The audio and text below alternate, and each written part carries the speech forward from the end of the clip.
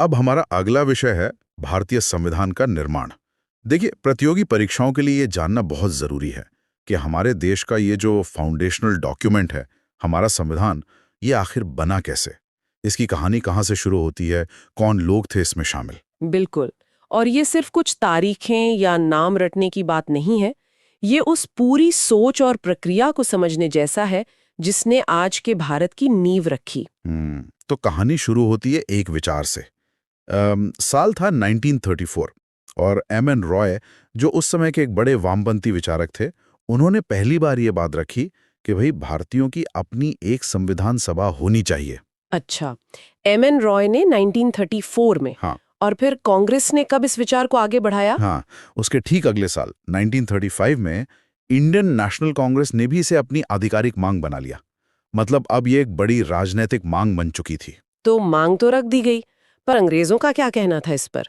क्या वो आसानी से मान गए? नहीं, आसानी से कहाँ मानने वाले थे वो। हाँ। उन्होंने सीधे सीधे खारिज तो नहीं किया, पर टालते रहे। फिर आया 1940 का अगस्त प्रस्ताव। उसमें उन्होंने पहली बार मतलब सिद्धांत के तौर पर इसे माना। पर उसमें कुछ शर्तें होंगी, पूरी तरह से तो नहीं माना होगा। बिल्कुल, शर्तें थीं, और वो भी विश्व युद्ध के संदर्भ में। फिर 1942 में आया Cripps mission. Sir Stafford Cripps लेकर आए थे इसे।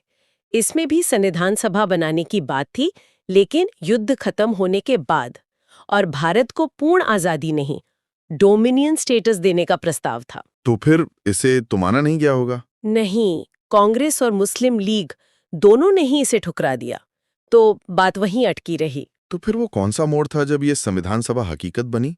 आखिर रास्ता खुला कैसे? वो रास्ता खुला 1946 के कैबिनेट मिशन प्लान से। ये बहुत महत्वपूर्ण है। इसमें 3 ब्रिटिश कैबिनेट मंत्री थे, lord Pethick Lawrence, sir Stafford Cripps और ए.वी. अलेक्जेंडर। कैबिनेट मिशन, इसने क्या प्लान दिया था? विधानसभा बनाने का एक प्रैक्टिकल तरीका बताया।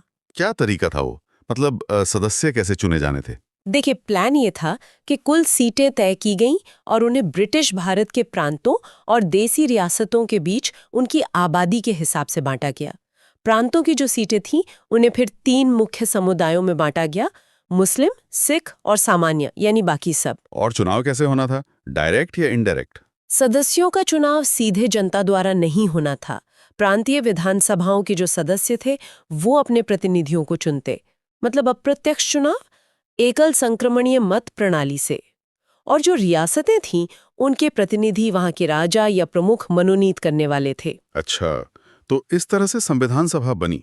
इसकी पहली बैठक कब हुई? पहली बैठक हुई 9 दिसंबर 1946 को, पर जैसा मैंने कहा, मुस्लिम लीग ने इसका बहिष्कार कर दिया था, वो शामिल नहीं हुई। तो फिर अध्यक्ष कौन बना उस दिन? उस दिन सभा के सबसे वरिष्ठ सदस्य थे डॉक्टर सच्चिदानंद सिन्हा। उन्हें अस्थायी अध्यक्ष चुना गया, फ्रांस की तरह। फिर 2 दिन बाद 11 दिसंबर 1946 को डॉक्टर राजेंद्र प्रसाद को स्थायी अध्यक्ष चुन लिया गया, और साथ ही 2 उपाध्यक्ष भी चुने गए, H.C. मुखर्जी और V.T. कृष्णमाचारी। ये नाम जरूर याद रखें। हाँ, ये नाम महत्वपूर्ण है। डॉक्टर राजेंद्र प्रसाद अध्यक्ष और 2 उपाध्यक्ष। और कोई महत्वपूर्ण व्यक्ति जिनका जिक्र जरूरी हो? बिल्कुल। एक और बहुत महत्वपूर्ण नाम है सर B.N. राव का। वो एक जाने माने विधिवेत्ता थे। उन्हें सभा का संवैधानिक सलाहकार नियुक्त किया गया था। संविधान का पहला ड्राफ्ट बनाने में उनका बड़ा योगदान रहा। और एक दिलचस्प बात यह है कि ये जो संविधान सभा थी, ये सिर्फ संविधान नहीं बना रही थी। अच्छा, और क्या कर रही थी? ये देश के लिए आम कानून भी बना रही थी। मतलब एक तरह से भारत की पहली संसद का काम भी कर रही थी। दोहरी भूमिका थी इसकी। ये तो वाकई काफी अनोखी बात है। अच्छा, कुछ ऐसी तारीखें या घटनाएं जो परीक्षा के लिहाज से बहुत जरूरी हों, जिन्हें बिल्कुल नहीं भूलना चाहिए? हाँ, कई हैं। जैसे 13 दिसंबर 1946। इस दिन जवाहरलाल नेहरू ने वो ऐतिहासिक उद्देश्य प्रस्ताव, यानी ऑब्जेक्टिव्स रेजोल्यूशन पेश किया था। उद्देश्य प्रस्ताव, इसका क्या महत्व था? ये सिर्फ एक प्रस्ताव नहीं था। इसने संविधान के मूल दर्शन, उसके मूल्यों की रूपरेखा तय की कि भारत कैसा देश बनेगा। एक स्वतंत्र संप्रभु गणराज्य, नागरिकों को न्याय, समानता, स्वतंत्रता मिलेगी। ये सारी बातें इसमें थी। और इसे सभा ने कब अपनाया? इसे सर्वसम्मति से 22 जनवरी 1947 को अपना लिया गया। और यही उद्देश्य प्रस्ताव आगे चलकर हमारे संविधान की प्रस्तावना, यानी प्रियम्बल का आधार बना। और कोई तारीख? एक और जरूरी तारीख है 22 जुलाई 1947। इस दिन हमारे राष्ट्रीय ध्वज तिरंगे को संविधान सभा ने अपनाया था। सही। और ये पूरा संविधान बनने में कुल कितना समय लगा? इसमें कुल 2 साल 11 महीने और 18 दिन लगे। काफी लंबा समय था। इतना बड़ा काम था तो जाहिर है इसे करने के लिए समितियां भी बनाई गई होंगी। बिल्कुल। काम को बांटने के लिए कई समितियां बनी। करीब 8 बड़ी समितियां थीं और कई छोटी भी। जैसे संघ की शक्तियों के लिए बनी समिति के अध्यक्ष नेहरू जी थे, प्रांतीय संविधान समिति के अध्यक्ष सरदार पटेल थे। और वो सबसे ज्यादा चर्चित समिति प्रारूप समिति यानी ड्राफ्टिंग कमेटी, उसके बारे में बताइए। हाँ, ड्राफ्टिंग कमेटी निसंदेह ये सबसे महत्वपूर्ण समितियों में से एक थी। इसका गठन हुआ 29 अगस्त 1947 को और इसके अध्यक्ष थे doctor B R. Ambedkar. Doctor Ambedkar, जिन्हें भारतीय संविधान का जनक भी कहा जाता है। बिल्कुल। इस समिति का काम था कि जो अलग-अलग समितियों ने सुझाव दिए हैं, उन सबको देखकर संविधान का फाइनल ड्राफ्ट तैयार करना। इसमें डॉक्टर अम्बेडकर के अलावा एन. गोपालस्वामी अयंगर, अल्लादी कृष्णस्वामी अय्यर जैसे और भी कई कानून के विशेषज्ञ शामिल थे। कुल 7 सदस्य थे इसमें। इन्होंने ही संविधान को वो कानूनी भाषा और शक्ल दी जो हम आज देखते हैं। तो इस समिति ने ड्राफ्ट तैयार किया, फिर आगे क्या हुआ? डॉक्टर अम्बेडकर ने संविधान का अंतिम मसौदा 4 नवंबर 1948 को सभा में पेश किया। इस पर फिर बहुत लंबी बहस हुई, 3 बार वाचन हुआ, कई संशोधन भी लाए गए। आखिरकार 26 नवंबर 1949 को संविधान को सभा द्वारा अपना लिया गया। इसी दिन प्रस्तावना में लिखा है कि हम इसे अंगीकृत, अधिनियमित और आत्मार्पित करते हैं। 26 नवंबर 1949 यानी हमारा संविधान दिवस। जी हाँ, संविधान दिवस। और इसी दिन नागरिकता, चुनाव, अंतरिम संसद से जुड़े कुछ प्रावधान तुरंत लागू भी हो गए थे। लेकिन पूरा संविधान तो 26 जनवरी 1950 को लागू हुआ, जिसे हम गणतंत्र दिवस के रूप में मनाते हैं। ऐसा क्यों? हाँ, पूरी तरह से संविधान लागू हुआ 26 जनवरी 1950 को। इस तारीख को चुनने के पीछे एक ऐतिहासिक कारण था। दरअसल 1929 के लाहौर अधिवेशन में कांग्रेस ने पूर्ण स्वराज का संकल्प लिया था और 26 जनवरी 1930 को पहला पूर्ण स्वराज दिवस मनाया था। उसी ऐतिहासिक दिन की याद में 26 जनवरी 1950 को संविधान लागू करने के लिए चुना गया। अच्छा, ये वजह थी। तो ये थी हमारे संविधान के बनने की एक संक्षिप्त कहानी। कितनी मेहनत, कितनी बहसें, कितने अलग-अलग विचार लगे होंगे इस एक दस्तावेज को बनाने में। सचमुच ये सोचना भी स्वगे लगता है कि इतने विविधताओं वाले देश के लिए, जहां इतने सारे धर्म, भाषाएं, संस्कृतियां और हित थे, उन सब के लिए एक ऐसा संविधान बनाना जो सबको साथ लेकर चले, ये कितनी बड़ी चुनौती रही होगी। आज भी जब हम अपने संविधान को पढ़ते हैं या उसके प्रावधानों पर बात करते हैं, तो हमें उन निर्माताओं की दूरदर्शिता का एहसास होता है। उन्होंने किन मुश्किलों का सामना करके ये सब तैयार किया होगा। बिल्कुल, ये अपने आप में एक बहुत बड़ी उपलब्धि थी। इस बारे में आपकी क्या राय है? संविधान निर्माण की प्रक्रिया या उसके किसी पहलू पर आपके क्या विचार हैं? नीचे कमेंट्स में जरूर साझा करें। संविधान की तैयारी में ना अक्सर ये प्रस्तावना और अनुसूचियों पर सवाल बनते ही हैं। मतलब ये वो हिस्से हैं जो पूरे संविधान की एक रूपरेखा, उसकी आत्मा को दिखाते हैं। बिल्कुल। प्रस्तावना तो समझिए एक आईना है जिसमें संविधान के लक्ष्य और उसका पूरा दर्शन दिखता है। हाँ। और अनुसूचियां वो एक तरह से ढांचा है जो शासन चलाने की जो बारीकियां हैं ना, उनको समेटे हुए हैं। अच्छा। तो ये दोनों मिलकर ही संविधान को एक मुकम्मल दस्तावेज बनाते हैं। तो फिर प्रस्तावना से ही शुरू करते हैं। इसमें कुछ बहुत मतलब वजनी शब्द लगते हैं। संप्रभु, समाजवादी, पंथ निरपेक्ष। हाँ, है तो। लोकतांत्रिक, गणराज्य। और ये शक्ति कहाँ से मिलती है संविधान को? देखिए, शक्ति का स्रोत तो प्रस्तावना की पहली लाइन में है, हम भारत के लोग। हम भारत के लोग। हाँ। यहीं से सारी शक्ति आती है। जहां तक इन शब्दों का सवाल है, तो संप्रभु का मतलब है कि भारत अपने फैसले लेने के लिए पूरी तरह आजाद है, अंदरूनी भी और बाहरी भी, कोई दबाव नहीं। ठीक है। समाजवादी और पंथ निरपेक्ष, ये शब्द असल में 1976 में 42वें संशोधन से जोड़े गए थे। अच्छा, ये बाद में आए। जी हाँ। समाजवाद का इशारा है सामाजिक और आर्थिक बराबरी की तरफ, एक लक्ष्य है वो। और पंथ निरपेक्ष का मतलब है कि भाई सरकार का अपना कोई धर्म नहीं होगा, वो सभी धर्मों को बराबर मानेगी, उनका सम्मान करेगी। और लोकतांत्रिक गणराज्य? लोकतांत्रिक मतलब जनता का राज, सरकार जनता चुनती है। और गणराज्य का मतलब है कि देश का जो प्रमुख है, राष्ट्रपति, वो चुना हुआ होगा, कोई राजा या रानी की तरह खानदानी पद नहीं होगा। समझ गया। और इसके उद्देश्य? उसमें भी बड़े शब्द हैं, न्याय, स्वतंत्रता, समानता, बंधुता। सुनने में तो कितने ऊंचे आदर्श लगते हैं। हाँ, ये सिर्फ आदर्श नहीं है, ये संविधान के वादे हैं, समझिए। लक्ष्य है कि सबको सामाजिक, आर्थिक, राजनीतिक न्याय मिले। तीनों तरह का न्याय? जी।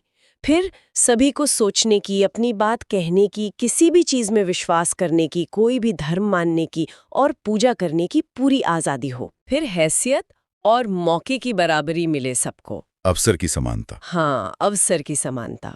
और ऐसी भाईचारा बढ़े जिससे हर व्यक्ति का सम्मान बना रहे और देश की एकता और अखंडता भी। ये अखंडता शब्द भी याद रखिएगा, 42वें संशोधन में ही जोड़ा गया था। अच्छा, ये भी बाद में आया।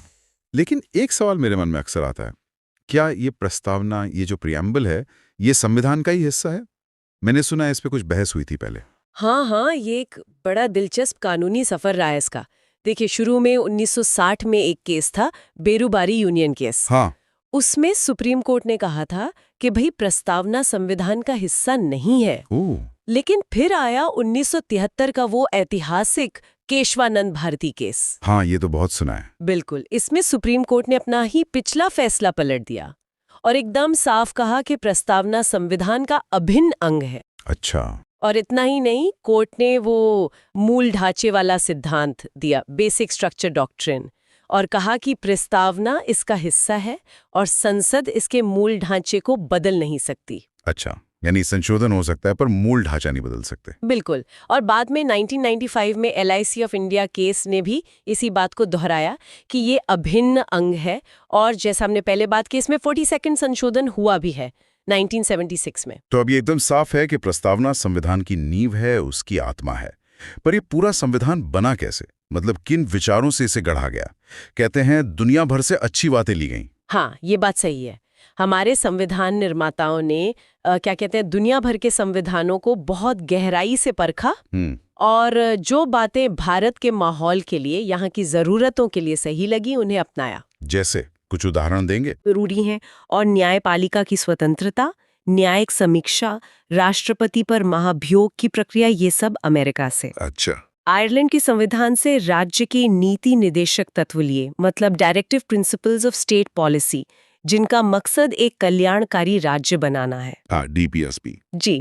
इसी तरह कनाडा से एक मजबूत केंद्र वाली संघीय व्यवस्था ली हमने। ऑस्ट्रेलिया से समवर्ती सूची ली, जिस पर केंद्र और राज्य दोनों कानून बना सकते हैं। और जर्मनी, फ्रांस से भी कुछ? हाँ, जर्मनी के वाइमार संविधान से आपातकाल के समय मौलिक अधिकारों के निलंबन का प्रावधान लिया। और फ्रांस से गणतंत्र का विचार और स्वतंत्रता, समानता, बंधुता के जो आदर्श हैं वो लिए। वाह, तो मतलब काफी जगहों से प्रेरणा ली गई। अतः ये तो हुई विचारों की बात। अब आते हैं संविधान के व्यवहारिक पहलू पर। अनुसूचियां, शेड्यूल्स, इनकी क्या जरूरत पड़ी? संविधान में ही क्यों नहीं लिख दिया सब? देखिए, अनुसूचियां असल में संविधान के टेक्स्ट को साफ सुथरा और व्यवस्थित रखने का एक तरीका है। अच्छा। कैसे? मतलब जिन चीजों की लंबी लिस्ट होती है या जिनमें बहुत ज्यादा डिटेल होती है, जैसे मान लीजिए लिस्ट ऑफ स्टेट्स है, या वेतन भत्ते हैं, या भाषाओं की सूची है, हाँ, तो उन सबको अगर अनुच्छेदों में ही डालते जाते तो संविधान बहुत बोझिल और पढ़ने में मुश्किल हो जाता। सही बात है। तो ऐसी चीजों को अलग से अनुसूचियों में दे दिया जाता है। इससे मुख्य टेक्स्ट साफ रहता है और सारी डिटेल एक जगह मिल भी जाती है। प्रशासन चलाने में आसानी होती है। शुरू में 8 थीं, अब 12 हो गई हैं। 12 अनुसूचियां हैं अब। तो कुछ खास अनुसूचियों के बारे में बताइए जो अक्सर मतलब एग्जाम्स में पूछी जाती हैं, जैसे शायद 7वीं, 8वीं, 10वीं।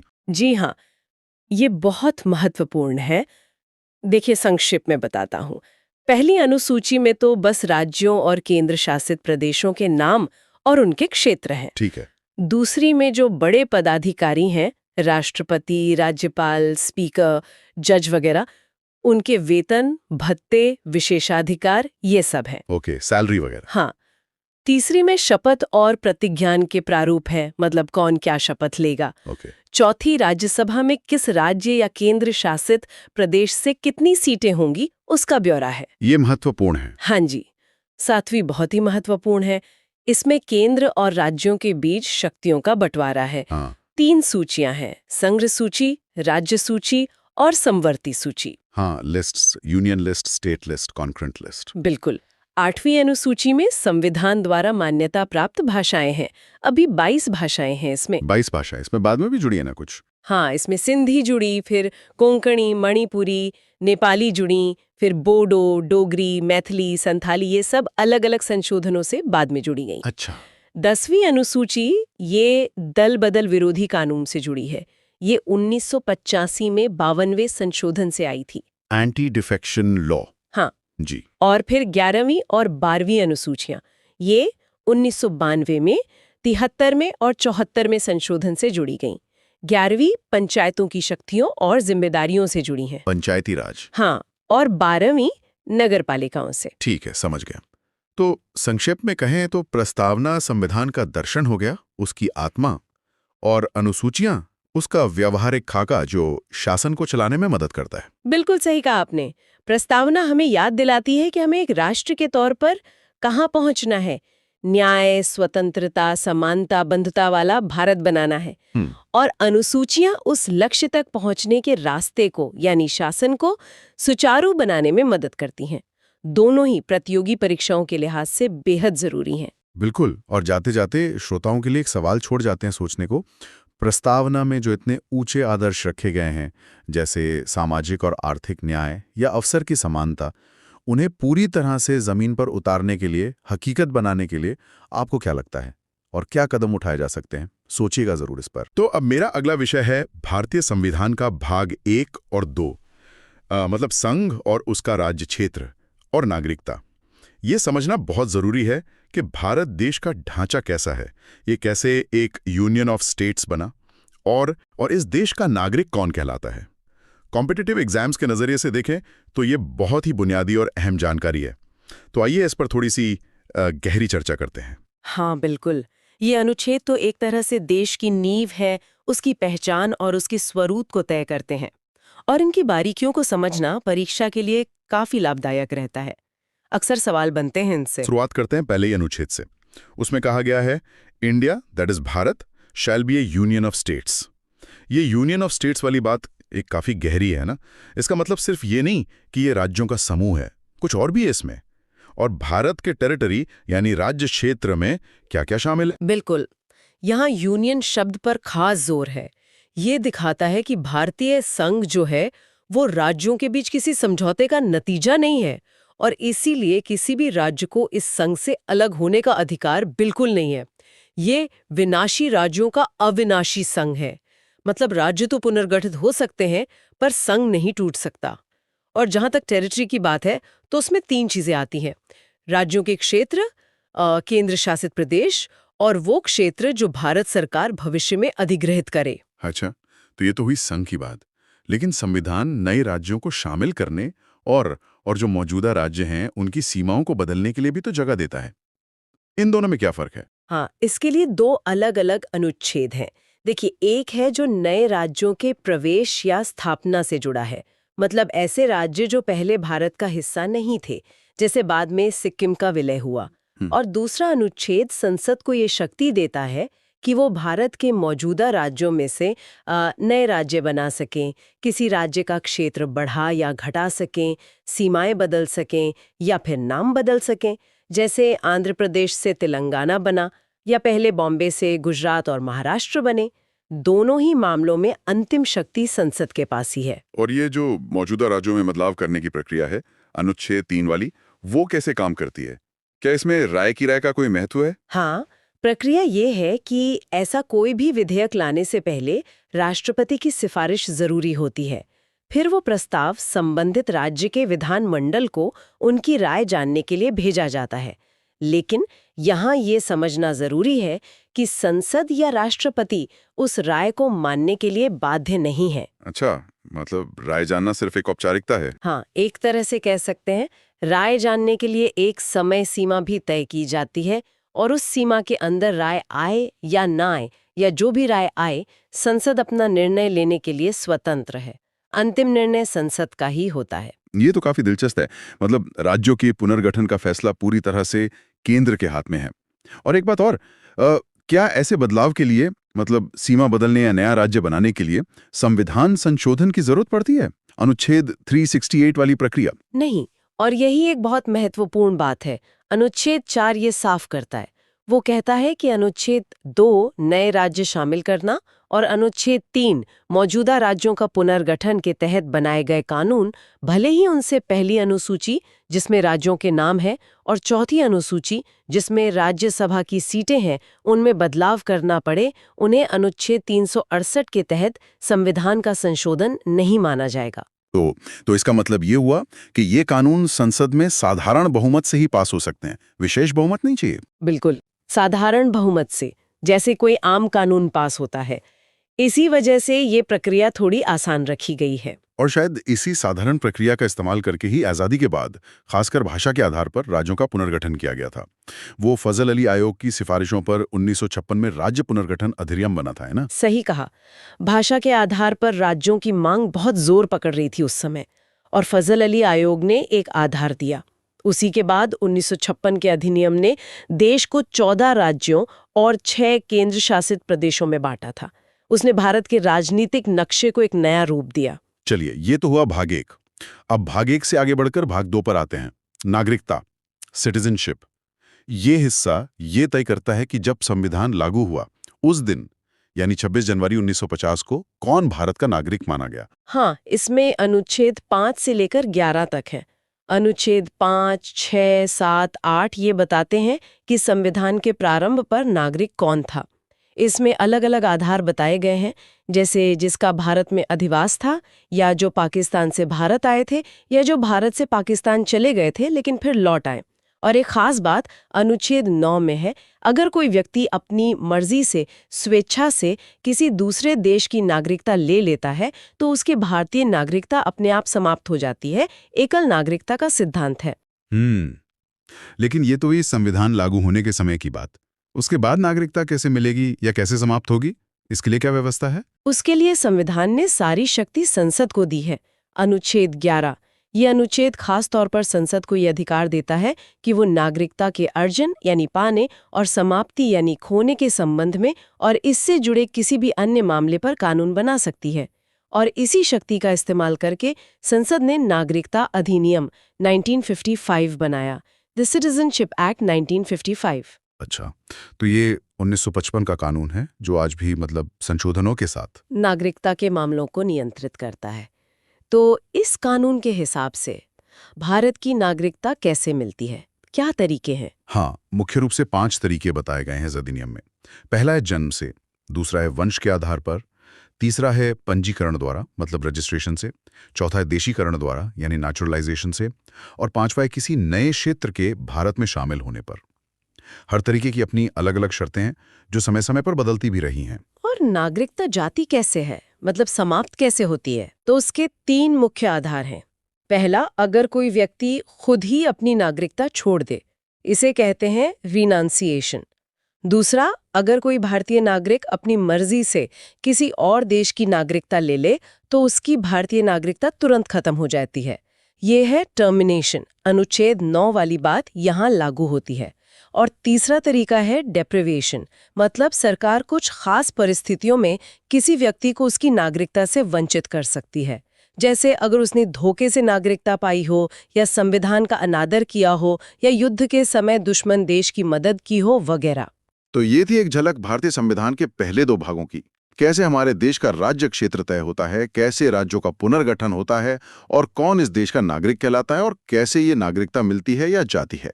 ये विषय देश के बुनियादी ढांचे को समझने के लिए बहुत ही अहम है। इस विषय पर और क्या विचार हो सकते हैं, कमेंट्स में जरूर जानना चाहेंगे। बिल्कुल सही कहा। ये प्रावधान सिर्फ कानूनी नहीं है, बल्कि ये देश की एकता, अखंडता और हर नागरिक की पहचान से गहरे जुड़े हुए हैं। इनकी सही समझ न सिर्फ परीक्षा में काम आती है, बल्कि एक जागरूक नागरिक बनने के लिए भी ये बेहद जरूरी है। बिल्कुल सही कहा। ये कॉन्सेप्ट्स आपस में जुड़े हुए हैं और भारत की जो कहानी है उसे बताते हैं। और एक विषय सोचने के लिए छोड़ा जा सकता है। जैसे जैसे समय बदल रहा है, दुनिया जुड़ रही है, ग्लोबलाइजेशन हो रहा है, क्या राज्य की सीमाओं और नागरिकता की शर्तों पर इसका कोई असर पड़ रहा है? क्या भविष्य में इनमें और बदलाव देखे जा सकते हैं? ये कुछ ऐसे प्रश्न हैं जिन पर विचार किया जा सकता है। अच्छा, तो अब अगला विषय उठाते हैं भारतीय संविधान का पार्ट 3, मतलब मौलिक अधिकार या फंडामेंटल राइट्स। जी ये वो बुनियादी अधिकार हैं जो संविधान हम नागरिकों को देता है, कुछ तो सभी व्यक्तियों को भी। हाँ, और ये हमारे लोकतंत्र की कह सकते हैं जान है। बिल्कुल। और इनकी अहमियत आप ऐसे समझिए कि आर्टिकल 32 को तो डॉक्टर अंबेडकर ने संविधान का हृदय और आत्मा कहा था। हाँ, सुना है मैंने, हार्ट एंड सोल। जी, क्योंकि यही वो आर्टिकल है जो अगर इन अधिकारों का हनन हो तो सीधे सुप्रीम कोर्ट जाने का रास्ता देता है। अच्छा। इस पर हम आगे बात करेंगे। हाँ, जरूर। तो कम्पिटिटिव एग्जाम्स के लिहाज से देखें तो यह हिस्सा बहुत ही महत्वपूर्ण है।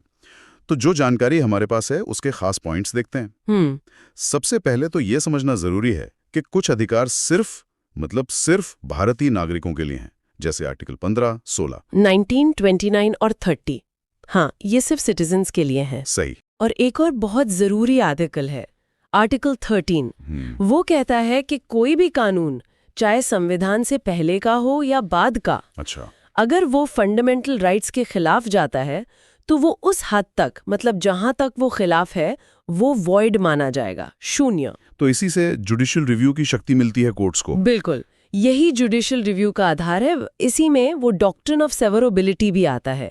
मतलब अगर कानून का एक हिस्सा ही गलत है तो सिर्फ उसे हटाएंगे अगर मुमकिन हो। और वो डॉक्ट्रिन ऑफ एक्लिप्स। हाँ, डॉक्ट्रिन ऑफ एक्लिप्स मतलब वो कानून अधिकार के सामने जैसे ग्रहण लग गया हो वैसा निष्प्रभावी हो जाता है। काफी दिलचस्प है जुडिशियल रिव्यू का कॉन्सेप्ट। खैर, तो इस फ्रेमवर्क के साथ पहले सेट पर आते हैं, समानता का अधिकार, राइट टू इक्वालिटी। जी, आर्टिकल 14 से 18। हाँ, आर्टिकल 14 में दो बातें हैं ना, कानून के सामने सब बराबर, इक्वालिटी बिफोर लॉ, हाँ, और इक्वल प्रोटेक्शन ऑफ लॉज, मतलब समान परिस्थितियों में कानून का समान संरक्षण। ठीक है। और आर्टिकल 15 वो तो धर्म, जाति, लिंग, जन्मस्थान के आधार पर भेदभाव रोकता है। जी हाँ, किसी भी नागरिक के साथ इन आधारों पर भेदभाव नहीं होगा। और आर्टिकल 16 वो सरकारी नौकरियों में अफसर की समानता देता है। हाँ, रिजर्वेशन वाला पॉइंट यहीं आता है ना। हाँ, इसमें सामाजिक न्याय के लिए आरक्षण जैसे एक्सेप्शंस भी हैं। फिर आर्टिकल 17 है अस्पृश्यता, मतलब अनटचेबिलिटी का अंत। ये बहुत महत्वपूर्ण है। ये तो एग्जाम्स में बहुत पूछा जाता है। बिल्कुल, इसका उल्लंघन दंडनीय अपराध है। और आर्टिकल 18 उपाधियों का अंत करता है, टाइटल्स का। हाँ, मतलब सेना या शिक्षा से जुड़े सम्मान छोड़कर राज्य कोई टाइटल नहीं देगा, जैसे राजा, महाराजा टाइप। जी बिल्कुल। ठीक है, तो ये हुई समानता की बात। अब आजादी पर आते हैं, राइट टू फ्रीडम, आर्टिकल्स 19 से 22। आर्टिकल 19 में वो 6 तरह की आजादियां हैं ना। हाँ, 6 फ्रीडम्स, बोलने और अभिव्यक्ति की, शांतिपूर्ण जमा होने की, संघ बनाने की, कहीं भी आने जाने की, कहीं भी बस जाने की, और कोई भी पेशा या व्यवसाय करने की। लेकिन इन पर रिस्ट्रिक्शंस भी हैं, रीजनेबल रिस्ट्रिक्शंस। हाँ, उचित प्रतिबंध, जैसे देश की सुरक्षा, पब्लिक ऑर्डर, मोरालिटी वगैरह के आधार पर। ठीक है, और इस ग्रुप में सबसे ज्यादा चर्चा में रहता है आर्टिकल 21। आर्टिकल 21, हाँ, प्राण और दैहिक स्वतंत्रता का संरक्षण, protection of life and personal liberty. इसका दायरा तो सुप्रीम कोर्ट ने बहुत बहुत ज्यादा बढ़ा दिया है। जैसे इसमें सिर्फ जीने का मतलब सांस लेना नहीं, बल्कि डिग्निटी के साथ जीना है, सम्मान के साथ।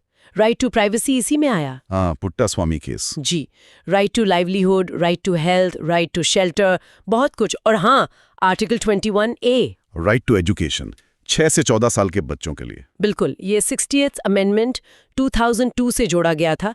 ये भी मौलिक अधिकार है। और आर्टिकल 20 और 22। आर्टिकल 20 अपराधों के लिए दोष सिद्धि के संबंध में संरक्षण देता है, जैसे एक ही अपराध के लिए 2 बार सजा नहीं, खुद के खिलाफ गवाही देने के लिए मजबूर नहीं करना। अच्छा। और आर्टिकल 22 गिरफ्तारी और नजरबंदी से संरक्षण देता है, कुछ अधिकार देता है गिरफ्तार व्यक्ति को। ठीक है, तो समानता और स्वतंत्रता के बाद आता है शोषण के विरुद्ध अधिकार, राइट अगेंस्ट एक्सप्लॉयटेशन। हाँ, आर्टिकल्स 23 और 24 आर्टिकल 23 मानव तस्करी, बेगार मतलब फोर्स्ड लेबर, इन सब पर रोक लगाता है। ये बहुत जरूरी था उस समय की परिस्थितियों का देखते हुए। बिल्कुल।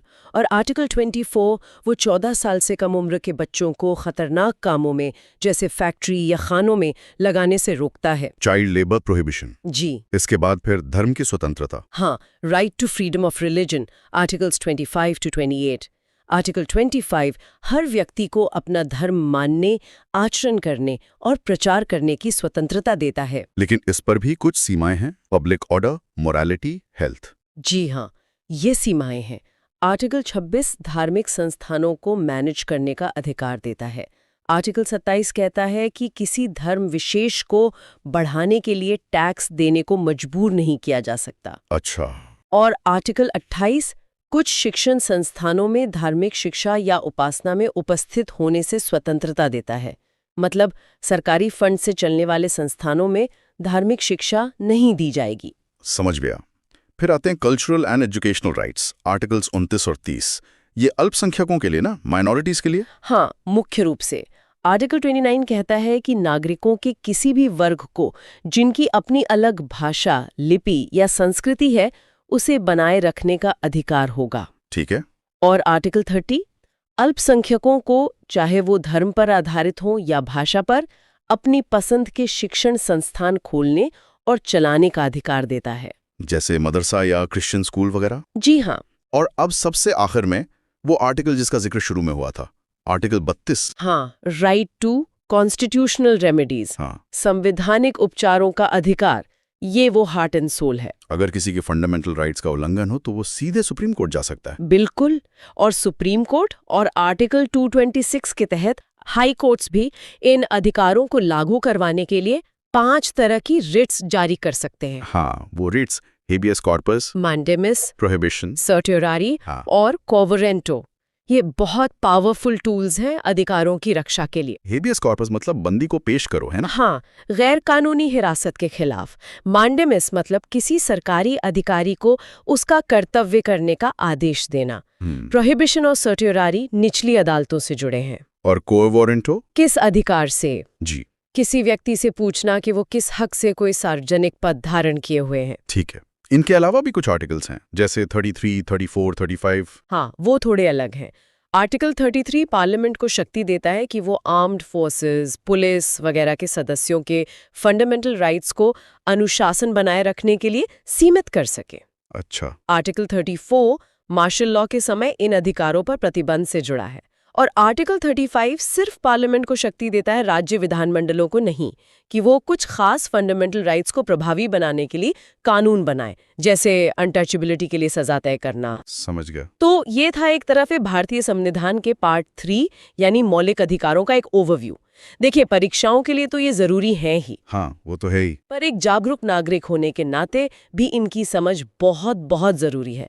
ये हमारे लोकतंत्र की नींव है। ये राज्य की शक्ति को सीमित करते हैं और व्यक्ति की गरिमा की रक्षा करते हैं। बिल्कुल सही कहा। और इन पर बहस भी खूब होती है, खासकर जब अधिकारों और उन पर लगे रीजनेबल रिस्ट्रिक्शंस के बीच संतुलन की बात आती है। जी। एक सवाल जो मेरे मन में आता है और शायद हमारे सुनने वालों के मन में भी आए, कि आज का जो समय है, टेक्नोलॉजी इतनी बदल रही है, समाज बदल रहा है, तो इन बदलते हालात में इन फंडामेंटल राइट्स की व्याख्या, इनका एप्लीकेशन वो कैसे इवॉल्व हो रहा है या कैसे होना चाहिए, सोचने वाली बात है। हाँ, ये एक बहुत ही प्रासंगिक सवाल है। इस पर आपके क्या विचार हैं? कमेंट में जरूर बताइएगा। अब मेरा अगला विषय है भारतीय संविधान का भाग 4, राज्य की नीति के निदेशक सिद्धांत यानी directive principles of state policy, DPSP जिसे कहते हैं। हाँ, डीपीएसपी काफी महत्वपूर्ण भाग है ये संविधान का। तो आखिर ये है क्या?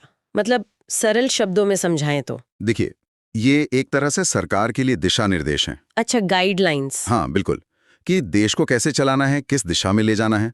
शासन के लिए मौलिक सिद्धांत हैं ये। पर इन्हें आप कोर्ट में ले जाकर लागू नहीं करवा सकते। अच्छा। अनुच्छेद 37 यही कहता है। अच्छा, मतलब नॉन जस्टिशिएबल है। जी हाँ, लेकिन इसका मतलब ये नहीं कि ये गैर जरूरी हैं। अनुच्छेद 37 ही कहता है कि ये देश के शासन में मूलभूत हैं। और कानून बनाते समय राज्य का कर्तव्य है कि इन्हें लागू करे। बिल्कुल। इनका असली मकसद भारत को एक कल्याणकारी राज्य, एक वेलफेयर स्टेट बनाना है। ये हमारे संविधान निर्माताओं की सोच दिखाते हैं, सामाजिक आर्थिक न्याय का लक्ष्य। तो चलिए जरा करीब से देखते हैं इनको। अनुच्छेद 36 से 51 तक हैं ये। हाँ तो अनुच्छेद 36 ये तो बस राज्य की परिभाषा देता है ना? हाँ, वही परिभाषा जो भाग 3 मतलब मौलिक अधिकारों के लिए है। इसमें कुछ नया नहीं है। ठीक है। और अनुच्छेद 37? वो हमने अभी बात की। ये स्पष्ट करता है कि ये सिद्धांत कोर्ट द्वारा लागू नहीं होंगे, पर शासन के लिए मौलिक हैं, एक नैतिक आधार देते हैं ये। अच्छा, फिर आता है अनुच्छेद 38। ये कहता है कि राज्य ऐसी सामाजिक व्यवस्था बनाएगा। हाँ, जिससे लोगों का कल्याण हो, और सिर्फ कल्याण ही नहीं बल्कि आय, प्रतिष्ठा, सुविधाओं, अवसरों की जो असमानता है उसे कम करने का प्रयास करेगा। मतलब समाज में बराबरी लाने की कोशिश। बिल्कुल, सामाजिक न्याय की नींव है ये। और इसी से जुड़ा है अनुच्छेद 39 जो और भी ठोस बातें करता है। जैसे सभी नागरिकों को, महिला हो या पुरुष, आजीविका के पर्याप्त साधन मिले। देश के जो भौतिक संसाधन हैं उनका बंटवारा ऐसा हो कि सबका भला हो, कुछ ही लोगों के हाथ में ना रह जाए। ठीक है। और पुरुषों और महिलाओं के लिए अगर काम एक जैसा है तो वेतन भी एक जैसा हो। समान काम समान वेतन। ये बहुत महत्वपूर्ण है। हाँ। और श्रमिकों के स्वास्थ्य का ध्यान रखना, बच्चों का बचपन सुरक्षित रखना, उनका शोषण ना हो, ये सब इसमें शामिल है। ये सीधे सीधे आर्थिक लोकतंत्र की बात है। फिर एक अनुच्छेद 39A भी है। ये तो बाद में जोड़ा गया था। जी हाँ, 42वें संशोधन से ये समान न्याय को बढ़ावा देने और गरीबों को मुफ्त कानूनी सहायता उपलब्ध कराने की बात करता है, ताकि पैसे की कमी से कोई न्याय से वंचित न रह जाए। बिल्कुल। अगला है अनुच्छेद 40, ग्राम पंचायतें। हाँ, ये बहुत महत्वपूर्ण है, खासकर परीक्षाओं के लिए। ये कहता है कि राज्य ग्राम पंचायतों का संगठन करेगा और उन्हें शक्तियां देगा ताकि वो स्वायत्त शासन की इकाइयों की तरह काम कर सकें। गांधीवादी सिद्धांत दिखता है इसमें। स्पष्ट रूप से। फिर अनुच्छेद 41। ये कुछ विशेष परिस्थितियों की बात करता है, जैसे बेरोजगारी, बुढ़ापा, बीमारी या कोई और ऐसी विकलांगता। हाँ। ऐसी दशाओं में लोगों को काम पाने, शिक्षा पाने और लोक सहायता पाने का अधिकार सुनिश्चित करने का राज्य प्रयास करेगा। Right to work, right to education की झलक है इसमें। और अनुच्छेद 44 ये तो हमेशा खबरों में रहता है। हाँ, यूनिफॉर्म सिविल कोड, समान नागरिक संहिता। राज्य प्रयास करेगा कि भारत के सभी नागरिकों के लिए एक जैसी सिविल संहिता लागू हो। इस पर तो बहस चलती ही रहती है। जी। अगला है अनुच्छेद 45। इसमें बदलाव हुआ था ना? हाँ, 86वें संशोधन 2002 से अब ये 6 साल से कम उम्र के बच्चों की शुरुआती देखभाल और शिक्षा का प्रावधान करने को कहता है। पहले ये 6 से 14 साल के बच्चों की शिक्षा की बात करता था, जो अब अनुच्छेद 21A के तहत मौलिक अधिकार बन गया है। अच्छा, फिर स्वास्थ्य और पोषण पे भी जोर है। हाँ, अनुच्छेद 47 राज्य का कर्तव्य है कि वो लोगों के पोषण स्तर और जीवन स्तर को ऊंचा करे और लोक स्वास्थ्य में सुधार लाए। और इसी में वो नशीले पेय और दवाओं पर रोक की बात भी है। हाँ, स्वास्थ्य के लिए हानिकारक नशीले पेयों और ड्रग्स के सेवन पर रोक लगाने का प्रयास करेगा, सिवाय मेडिसिनल पर्पस के। पर्यावरण के बारे में भी कुछ है। जी हाँ, अनुच्छेद 48A ये भी बाद में जोड़ा गया। राज्य पर्यावरण के संरक्षण और सुधार का और वनों तथा वन्य जीवों की रक्षा का प्रयास करेगा। ये तो आज के समय में बहुत प्रासंगिक है। बिल्कुल। और शासन व्यवस्था के लिहाज से अनुच्छेद 50 बहुत महत्वपूर्ण है। न्यायपालिका और कार्यपालिका का पृथक्करण। हाँ, separation of judiciary from executive. राज्य कोशिश करेगा कि पब्लिक सर्विसेज में न्यायपालिका कार्यपालिका से स्वतंत्र रहे। शक्तियों के बंटवारे का सिद्धांत। जी। और आखिर में अनुच्छेद 51 अंतर्राष्ट्रीय शांति और सुरक्षा। हाँ, ये भारत की विदेश नीति का आधार बताता है। अंतर्राष्ट्रीय शांति और सुरक्षा को बढ़ावा देना, राष्ट्रों के बीच न्याय संगत और सम्मानपूर्ण संबंध बनाए रखना। बिल्कुल। और अंतर्राष्ट्रीय विवादों को मध्यस्थता से निपटाने को प्रोत्साहन देना। बिल्कुल। तो ये थे मुख्य निदेशक सिद्धांत। हाँ, तो हमने देखा कि ये सिद्धांत कैसे राज्य को एक लोक कल्याणकारी भूमिका निभाने का निर्देश देते हैं, सामाजिक और आर्थिक लोकतंत्र स्थापित करने का एक नैतिक ढांचा तैयार करते हैं। इसीलिए इन्हें संविधान की अंतरात्मा भी कहा जाता है। सही कहा। लेकिन यहाँ एक सवाल मन में आता है कि ठीक है, ये कोर्ट में लागू नहीं होते, पर असल में जमीनी स्तर पर जो सरकारें नीतियां बनाती हैं, कानून लाती हैं, उन पर इनका कितना वास्तविक प्रभाव पड़ता है, कितना असर डालते हैं ये सिद्धांत? ये एक विचार करने लायक प्रश्न है। कई कानून और योजनाएं इन्हीं सिद्धांतों से प्रेरणा लेकर बनी हैं, लेकिन इनका पूरी तरह लागू होना एक अलग बहस का मुद्दा है। तो सुनने वालों के लिए भी ये सोचने की बात है, इन निर्देशक सिद्धांतों के बारे में आपके क्या विचार बनते हैं? आपको कौन सा सिद्धांत आज सबसे ज्यादा जरूरी लगता है? नीचे टिप्पणी में जरूर बताइएगा। तो चलिए, अब मेरा अगला विषय है भारतीय संविधान का एक बहुत ही अहम हिस्सा, भाग 4A, यानी हमारे मौलिक कर्तव्य, फंडामेंटल ड्यूटीज। ये प्रतियोगी परीक्षाओं, खासकर यूपीएससी और स्टेट पीसीएस की तैयारी करने वालों के लिए जानना बहुत जरूरी है। बिल्कुल। और देखिए, दिलचस्प बात यह है कि ये कर्तव्य शुरू से हमारे संविधान का हिस्सा थे ही नहीं। अच्छा। ये बाद में आए। हाँ, इन्हें 1976 में 42वें संविधान संशोधन के जरिए जोड़ा गया था। इसके पीछे सरदार स्वर्ण सिंह समिति की सिफारिशें थीं। हाँ, स्वर्ण सिंह समिति, मैंने पढ़ा है इनके बारे में। जी, और ऐसा कहा जाता है कि इसकी प्रेरणा तत्कालीन सोवियत संघ यूएसएसआर के संविधान से ली गई थी। अच्छा, यूएसएसआर से? तो शुरुआत में कितने कर्तव्य थे? 10 थे शायद। हाँ, बिल्कुल।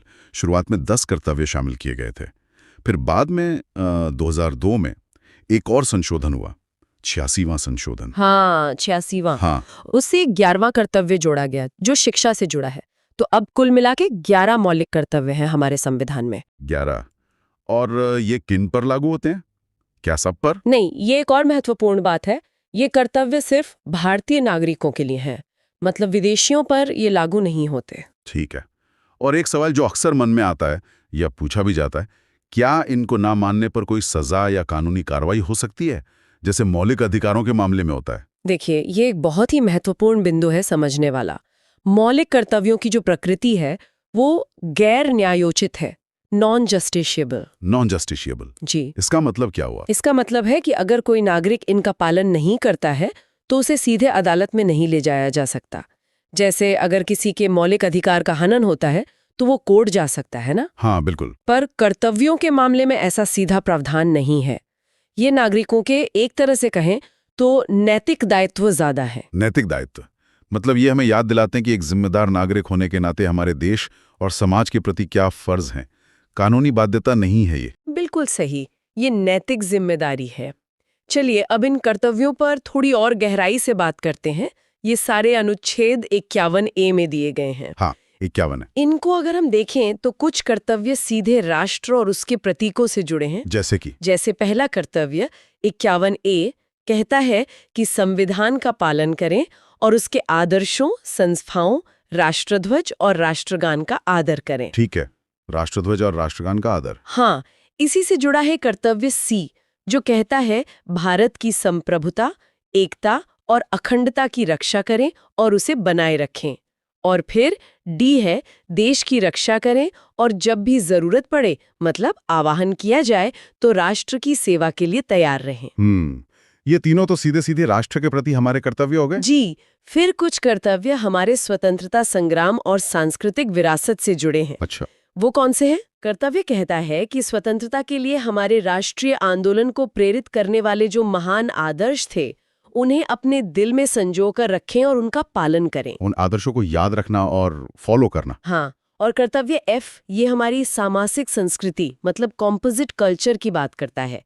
उसकी गौरवशाली परंपरा का महत्व समझें और उसे बचाकर रखें। हमारी मिलीजुली संस्कृति जो हमारी पहचान है। बिल्कुल, ये हमारी विविधता में एकता को बनाए रखने के लिए बहुत जरूरी है। और समाज के प्रति भी कुछ जिम्मेदारियां तय की गई हैं, जैसे भाईचारा बढ़ाना या स्त्रियों का सम्मान। हाँ, कर्तव्य E इसी पर जोर देता है। ये कहता है कि भारत के सभी लोगों में समरसता मतलब हार्मनी और समान भ्रातृत्व मतलब कॉमन ब्रदरहुड की भावना का निर्माण करें। धर्म, भाषा, प्रदेश, वर्ग, इन सब भेदभावों से ऊपर उठकर। जी हाँ, बिल्कुल। और इसी में ये भी जोड़ा गया है कि ऐसी प्रथाओं को त्यागें जो स्त्रियों के सम्मान के विरुद्ध हों। ये सामाजिक सुधार की दिशा में एक बहुत महत्वपूर्ण कदम है। सही बात है। आजकल पर्यावरण और वैज्ञानिक सोच की भी बहुत चर्चा होती है। क्या इनसे जुड़े कर्तव्य भी शामिल हैं? बिल्कुल है, और ये आज के समय में बहुत ही ज्यादा प्रासंगिक है। कर्तव्य क कहता है कि प्राकृतिक पर्यावरण की रक्षा करें और उसका संवर्धन करें। इसमें वन, झील, नदी, वन्यजीव सब आ गए। हाँ, सब शामिल है। और सभी प्राणियों के प्रति दया का भाव रखें। फिर आता है कर्तव्य ख, जो वैज्ञानिक दृष्टिकोण, मानववाद और ज्ञान हासिल करने और सुधार की भावना का विकास करने की बात करता है। साइंटिफिक टेम्पर और ह्यूमैनिज्म। जी, ये एक प्रगतिशील समाज के लिए आप कह सकते हैं नींव की तरह है। यानी सिर्फ राष्ट्रीय या सामाजिक ही नहीं, बल्कि व्यक्तिगत स्तर पर भी खुद को बेहतर बनाने और समाज के लिए कुछ करने की बात है। निश्चित रूप से। देखिए, कर्तव्य ई कहता है कि सार्वजनिक संपत्ति को सुरक्षित रखें और हिंसा से दूर रहें। ये बहुत सीधी और जरूरी बात है। हाँ, पब्लिक प्रॉपर्टी को नुकसान न पहुंचाना। और फिर कर्तव्य 6 है, जो व्यक्तिगत और सामूहिक दोनों स्तरों पर सभी क्षेत्रों में उत्कृष्टता मतलब एक्सीलेंस की ओर बढ़ने का लगातार प्रयास करने को कहता है, ताकि हमारा राष्ट्र लगातार प्रगति करे। बिल्कुल। और वो 11वां कर्तव्य जो बाद में जोड़ा गया था, शिक्षा वाला। हाँ, कर्तव्य के इसे 86वें संशोधन 2002 से जोड़ा गया। ये हर माता पिता या संरक्षक का कर्तव्य तय करता है कि वो 6 से 14 साल की उम्र के अपने बच्चे को या जो भी उनके संरक्षण में है उसे शिक्षा प्राप्त करने का अवसर जरूर प्रदान करें। ये तो शिक्षा के अधिकार, राइट टू एजुकेशन से भी जुड़ता है। हाँ, उसे बल देता है ये कर्तव्य। तो ये 11 कर्तव्य मिलकर एक तरह से एक जिम्मेदार भारतीय नागरिक की पूरी तस्वीर बनाते हैं। ये हमें समझाते हैं कि भाई अधिकार तो हैं ही, लेकिन उनके साथ साथ कर्तव्य भी उतने ही महत्वपूर्ण हैं। एकदम सही कहा। देखिए, अधिकार हमें ताकत देते हैं, सशक्त बनाते हैं, तो कर्तव्य हमें दिशा दिखाते हैं कि उस शक्ति का उपयोग देश और समाज के बेहतरी के लिए कैसे करना है। ये एक ही सिक्के के दो पहलू हैं, आप कह सकते हैं। इन मौलिक कर्तव्यों पर लोगों की क्या सोच है? क्या लगता है कि इन्हें और प्रभावी बनाने के लिए कुछ और किया जाना चाहिए? सुनने वाले अपनी राय नीचे टिप्पणी में जरूर बता सकते हैं। हाँ बिल्कुल, और जाते जाते एक सवाल शायद सोचने के लिए छोड़ा जा सकता है। जहाँ अधिकार हमें राज्य से कुछ मांगने का हक देते हैं, वहीं कर्तव्य हमसे राष्ट्र और समाज के प्रति योगदान की अपेक्षा रखते हैं। तो क्या बिना अपने कर्तव्यों को ठीक से निभाए हम अपने अधिकारों का पूरा और सही अर्थों में उपयोग कर भी सकते हैं?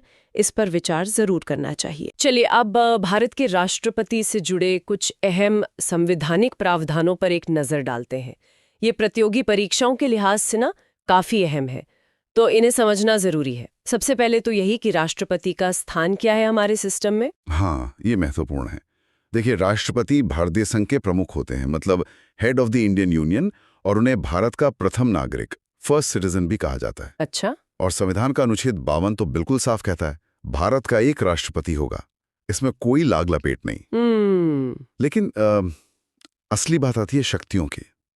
तो अनुच्छेद 53 ये कहता है कि संघ की जो सारी कार्यकारी शक्ति है, मतलब एग्जीक्यूटिव पावर, हाँ, वो राष्ट्रपति में ही निहित है। सारी एग्जीक्यूटिव पावर? जी हाँ, और इतना ही नहीं, जो हमारे डिफेंस फोर्सेस हैं, उनका सुप्रीम कमांड यानी सर्वोच्च समादेश भी राष्ट्रपति के ही पास होता है। अरे वाह, मतलब सिर्फ नाम के प्रमुख नहीं है, काफी वास्तविक शक्तियां हैं। और एक शक्ति का जिक्र अक्सर होता है, वो क्षमादान वाली। बिल्कुल, वो है अनुच्छेद 72।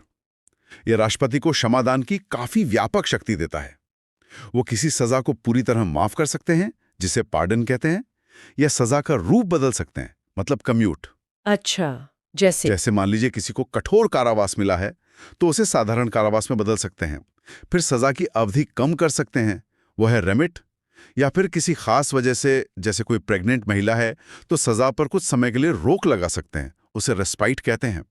या फिर सजा के अमल पर अस्थायी रोक लगा सकते हैं, मतलब रिप्रीव। और हाँ, इसमें सबसे महत्वपूर्ण है मृत्युदंड, डेथ सेंटेंस को भी माफ करने की शक्ति। ये बहुत बड़ी बात है। हाँ, ये तो है। ये तो मतलब न्याय व्यवस्था में एक तरह का मानवीय पहलू लाता है। बिल्कुल, ये संवैधानिक व्यवस्था इसीलिए है। तो फिर इतने महत्वपूर्ण पद के लिए चुनाव कैसे होता है? क्या हम आप जैसे लोग सीधे वोट डालते हैं? वही, ऐसा नहीं है। ये प्रत्यक्ष चुनाव, डायरेक्ट इलेक्शन नहीं है। अनुच्छेद 54 बताता है कि राष्ट्रपति का चुनाव एक निर्वाचक मंडल, जिसे इलेक्टोरल कॉलेज कहते हैं, वो करता है। अच्छा, इलेक्टोरल कॉलेज। इसमें कौन लोग होते हैं? हाँ, इसमें होते हैं संसद के दोनों सदन, मतलब लोकसभा और राज्यसभा, उनके केवल निर्वाचित सदस्य, इलेक्टेड एमपीज। केवल निर्वाचित, मनोनीत वाले नहीं? नहीं, बिल्कुल नहीं। मनोनीत सदस्य, नॉमिनेटेड मेंबर्स, इसमें वोट नहीं करते। और साथ में राज्यों की जो विधानसभाएं हैं, उनके भी केवल निर्वाचित सदस्य, मतलब इलेक्टेड एमएलएज। समझ गई। तो इलेक्टेड एमपीज और इलेक्टेड एमएलएज मिलकर चुनते हैं। जी। और ये चुनाव होता कैसे है? मतलब प्रक्रिया क्या है? जैसे आम चुनाव होते हैं वैसा ही? नई प्रक्रिया भी अलग है। अनुच्छेद 55 में बताया गया है, ये एक अप्रत्यक्ष चुनाव है, इनडायरेक्ट इलेक्शन। और इसमें दो खास चीजें हैं। आनुपातिक प्रतिनिधित्व पद्धति मतलब प्रोपोर्शनल रिप्रेजेंटेशन, हाँ। और एकल संक्रमणीय मत यानी सिंगल ट्रांसफरेबल वोट। और ये वोटिंग गुप्त होती है, सीक्रेट बैलेट। बाप रे, ये तो काफी सुनने में ही जटिल लग रहा है। आनुपातिक प्रतिनिधित्व और एकल संक्रमणीय मत। हाँ, थोड़ी जटिल हैं, पर इसका उद्देश्य ये है कि राष्ट्रपति को पूरे देश का समर्थन हासिल हो, ना कि सिर्फ किसी एक बहुमत वाली पार्टी का। और पद की गरिमा भी बनी रहे। ये बात तो सही है। अच्छा, मान लीजिए कोई चुना गया, हम्म तो क्या योग्यताएं होनी चाहिए उनमें? कौन बन सकता है राष्ट्रपति? हाँ, योग्यताएं अनुच्छेद 58 में दी गई हैं, बहुत स्पष्ट हैं। पहला, वो भारत का नागरिक हो। दूसरा, कम से कम 35 साल की उम्र पूरी कर चुका हो। 35 साल, ठीक है। तीसरा, उसमें लोकसभा का सदस्य चुने जाने की योग्यता होनी चाहिए। और चौथा, वो केंद्र या राज्य सरकार के अधीन किसी लाभ के पद पर, मतलब ऑफिस ऑफ प्रॉफिट पर ना हो। ये लाभ का पद क्या होता है वैसे? मतलब कोई सरकारी नौकरी या ऐसा पद जहां सरकार से वेतन या भत्ता मिलता हो। मिनिस्टर्स वगैरह को इससे बाहर रखा गया है। अच्छा, ठीक है। और कार्यकाल कितना होता है? एक बार बन गए तो कितने साल? कार्यकाल होता है 5 साल का। ये अनुच्छेद 56 में है। और अगर उन्हें त्यागपत्र देना हो तो वो उपराष्ट्रपति को सौंपते हैं। और क्या कोई दोबारा भी बन सकता है? जैसे एक बार 5 साल पूरे कर लिए, फिर से चुनाव लड़ सकते हैं? हाँ बिल्कुल। अनुच्छेद 57 कहता है कि कोई भी व्यक्ति दोबारा या कितनी भी बार राष्ट्रपति पद के लिए चुनाव लड़ सकता है, कोई रोक नहीं है। ठीक है। पद संभालने से पहले कुछ शपथ वगैरह भी होती होगी? जी हाँ, बिल्कुल। अनुच्छेद 60 के तहत राष्ट्रपति को पद ग्रहण करने से पहले भारत के मुख्य न्यायाधीश मतलब चीफ जस्टिस ऑफ इंडिया के सामने शपथ लेनी होती है। और अगर सीजीआई ना हो तो फिर सुप्रीम कोर्ट के जो भी वरिष्ठतम न्यायाधीश उपलब्ध हों उनके सामने। और अनुच्छेद 59 में कुछ शर्तें भी हैं पद की, जैसे वो संसद या किसी राज्य विधानमंडल के सदस्य नहीं हो सकते। अगर हैं तो उन्हें पद छोड़ना पड़ेगा। और उनके कार्यकाल के दौरान उनके वेतन भत्ते कम नहीं किए जा सकते। अच्छा, ये तो सब ठीक है, लेकिन अगर कोई राष्ट्रपति संविधान के हिसाब से काम न करे तो क्या उन्हें पद से हटाने का भी कोई तरीका है? हाँ, तरीका है, लेकिन वो बहुत ही मुश्किल है। उसे कहते हैं महाभियोग यानी इम्पीचमेंट। इसका जिक्र अनुच्छेद 61 में है। महाभियोग। और इसका आधार सिर्फ एक ही है, संविधान का उल्लंघन, वायलेशन ऑफ द कॉन्स्टिट्यूशन। और ये प्रक्रिया शुरू कैसे होती है? प्रक्रिया संसद का कोई भी सदन शुरू कर सकता है, लोकसभा या राज्यसभा। लेकिन ऐसे ही नहीं, पहले कम से कम 14 दिन पहले लिखित सूचना देनी होती है राष्ट्रपति को। और उस सूचना पर सदन के कुल सदस्यों में से कम 1/4 1/4 सदस्यों के हस्ताक्षर होने चाहिए। सिर्फ आरोप लगाने के लिए 1/4 सदस्य? जी हाँ। फिर वो प्रस्ताव सदन में लाया जाता है और उसे पास करने के लिए सदन की कुल सदस्य संख्या के कम से कम 2/3 2/3 बहुमत की जरूरत होती है। 2/3 कुल सदस्यों का? ये तो बहुत ज्यादा है। बहुत ज्यादा। और अगर एक सदन इसे पास कर दे तो बात खत्म नहीं होती। फिर दूसरा सदन आरोपों की जांच करता है या करवाता है। राष्ट्रपति को अपना पक्ष रखने का भी अधिकार होता है। अच्छा, जांच भी होती है? हाँ। और अगर जांच के बाद दूसरा सदन भी उस प्रस्ताव को अपने कुल सदस्य संख्या के कम से कम 2/3 बहुमत से पास कर दे, तब जाकर राष्ट्रपति को पद से हटाया जाता है। बाप रे, वाकई ये तो बहुत ही मजबूत प्रक्रिया है। मतलब हटाना लगभग नामुमकिन जैसा लगता है। बिल्कुल। ये दिखाता है कि राष्ट्रपति के पद को कितनी संवैधानिक सुरक्षा दी गई है। सही बात है।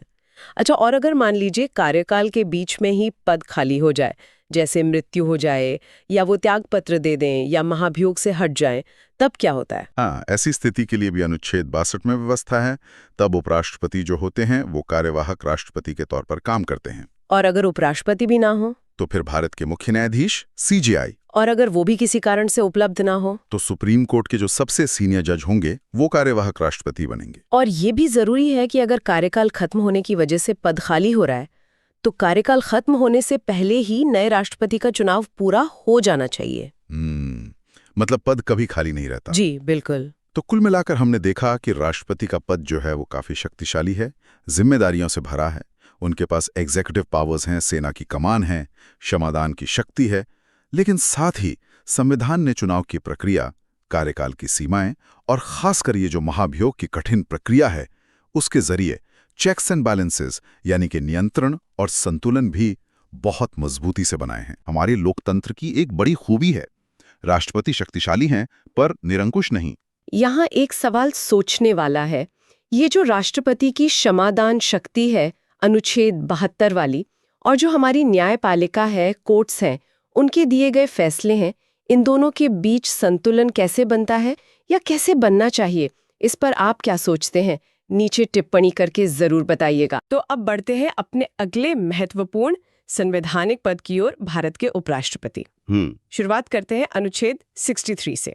ये कहता है कि भारत का एक उपराष्ट्रपति होगा। जी। पद सुनने में तो सीधा लगता है, पर इसकी भूमिका वो काफी दिलचस्प है। बिल्कुल, भूमिका दिलचस्प है क्योंकि ये दोहरी है ना? अनुच्छेद 64 के तहत उपराष्ट्रपति राज्यसभा के पदेन सभापति होते हैं। पदेन सभापति मतलब एक्स ऑफिशियो चेयरमैन? हाँ, एक्स ऑफिशियो चेयरमैन। मतलब जो भी व्यक्ति उपराष्ट्रपति बनेगा वो अपने आप ही राज्यसभा का सभापति भी होगा। अच्छा। और हाँ, ये भी ध्यान रखना है कि इस दौरान वे कोई और लाभ का पद धारण नहीं कर सकते। और दूसरी भूमिका जो शायद थोड़ी ज्यादा जानी जाती है, वो अनुच्छेद 65 में है। हाँ, कार्यवाहक राष्ट्रपति वाली। हाँ, राष्ट्रपति की अनुपस्थिति में कार्यवाहक राष्ट्रपति बनना। ये तब होता है जब राष्ट्रपति का पद, जैसे मृत्यु, त्यागपत्र या फिर पद से हटाए जाने की वजह से खाली हो जाए। सही कहा। या फिर मान लीजिए राष्ट्रपति अपनी बीमारी या किसी और वजह से अपना काम नहीं कर पा रहे हों, तब भी उपराष्ट्रपति उनके काम संभालते हैं। तो चलिए अब इस पद के लिए चुनाव कैसे होता है और कौन योग्य है, इस पर बात करते हैं।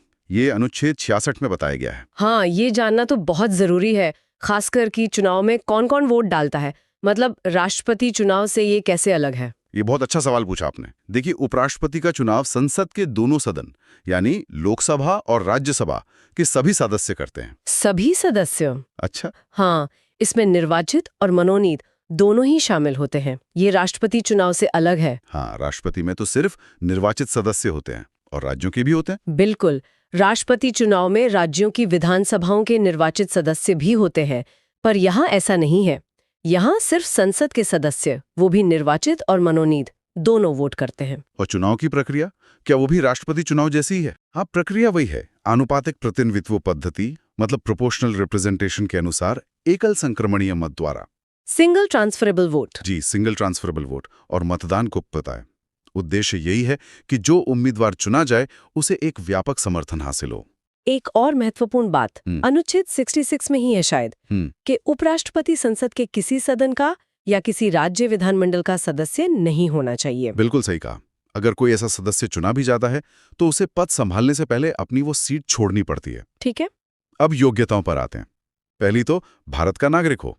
दूसरी, 35 साल की उम्र पूरी कर चुका हो। जी। और तीसरी, जो काफी महत्वपूर्ण है, वो ये कि राज्यसभा का सदस्य चुने जाने की योग्यता रखता हो। अच्छा, ये राज्यसभा वाली योग्यता जरूरी है क्योंकि उन्हें सभापतित्व करना होता है। एकदम सही, क्योंकि उन्हें राज्यसभा की अध्यक्षता करनी होती है।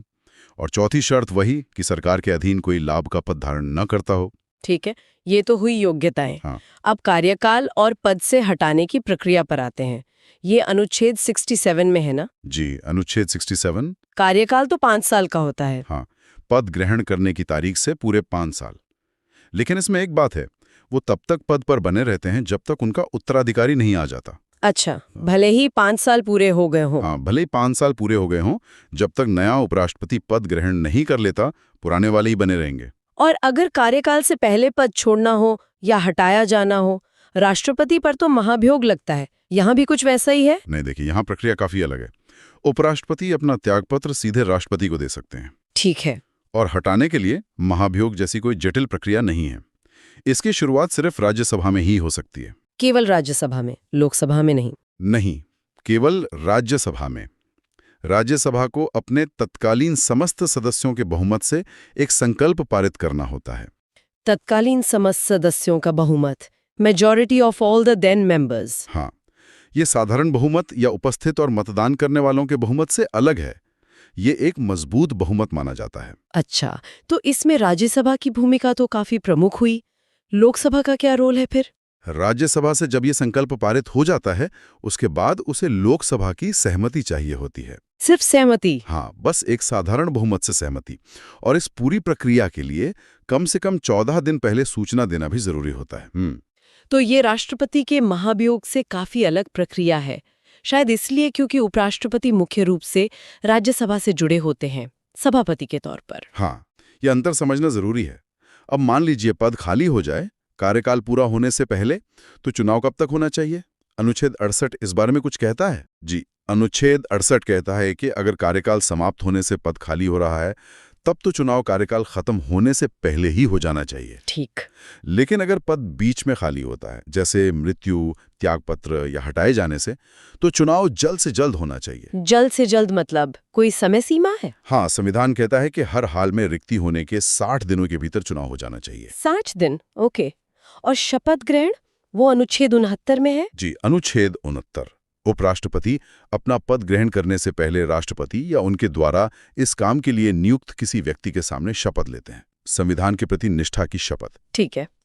एक आखिरी सवाल मेरे मन में आ रहा है, अगर चुनाव में कोई विवाद हो जाए, कोई शक या सवाल उठे, तो उसका निपटारा कौन करेगा? यह अनुच्छेद 71 में है शायद। हाँ, अनुच्छेद 71 इस मामले में बिल्कुल स्पष्ट है।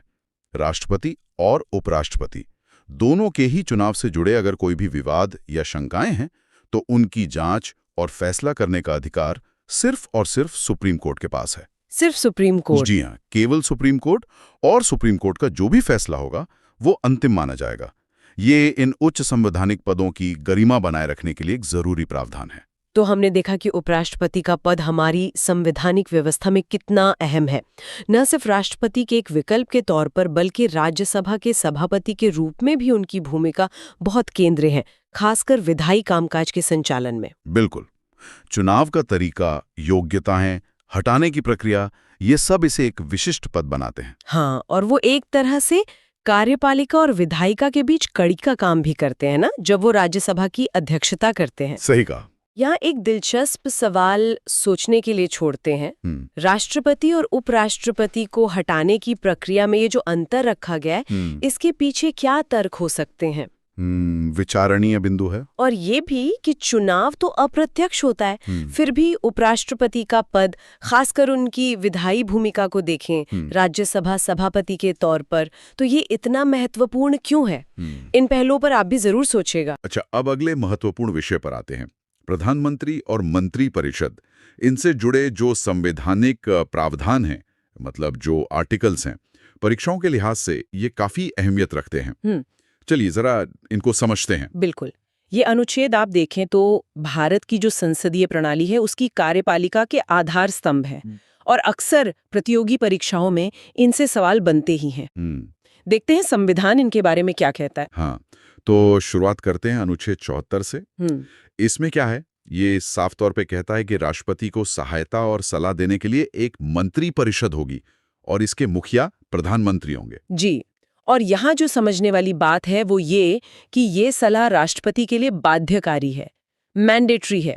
हालांकि संविधान राष्ट्रपति को यूं कहिए एक मौका देता है कि वे मंत्री परिषद से अपनी सलाह पर फिर से विचार करने को कह सकते हैं। अच्छा, मतलब एक बार वापस भेज सकते हैं? हाँ, सिर्फ एक बार। लेकिन पुनर्विचार के बाद जो सलाह दी जाएगी, राष्ट्रपति को वो माननी ही होगी, फिर कोई विकल्प नहीं है। और एक और बहुत खास बात इसमें है, मंत्रियों ने राष्ट्रपति को क्या सलाह दी, इस बात की किसी भी अदालत में जांच नहीं हो सकती। ये पूरी तरह गोपनीय रहता है मामला। ये महत्वपूर्ण है। तो अनुच्छेद 74 ने राष्ट्रपति और मंत्री परिषद के बीच सलाह के रिश्ते को स्थापित कर दिया। ठीक।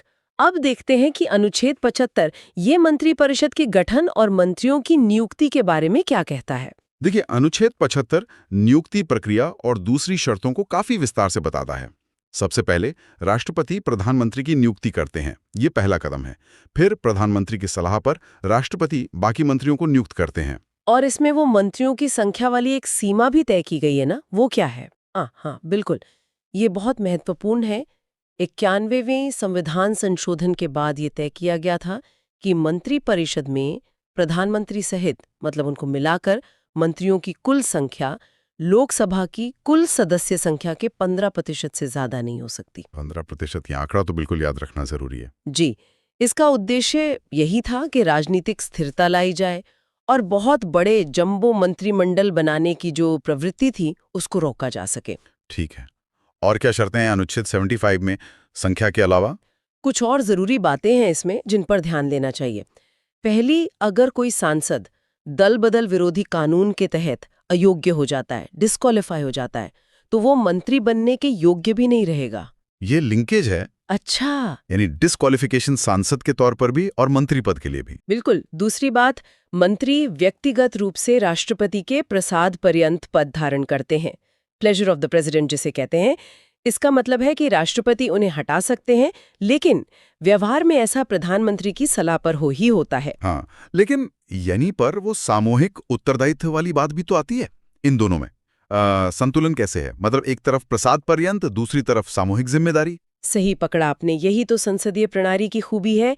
जबकि मंत्री व्यक्तिगत रूप से राष्ट्रपति के प्रसाद पर्यंत है, पूरी की पूरी मंत्री परिषद, ध्यान दीजिएगा, पूरी मंत्री परिषद सामूहिक रूप से लोकसभा के प्रति उत्तरदायी होती है। सामूहिक रूप से लोकसभा के प्रति, इसका असली मतलब क्या हुआ प्रैक्टिकल टर्म्स में? इसका असली मतलब ये है कि अगर लोकसभा सरकार के खिलाफ अविश्वास प्रस्ताव यानी नो कॉन्फिडेंस मोशन पास कर दे, तो सिर्फ एक मंत्री नहीं बल्कि पूरी मंत्री परिषद को इस्तीफा देना पड़ता है। पूरी सरकार को जाना पड़ता है।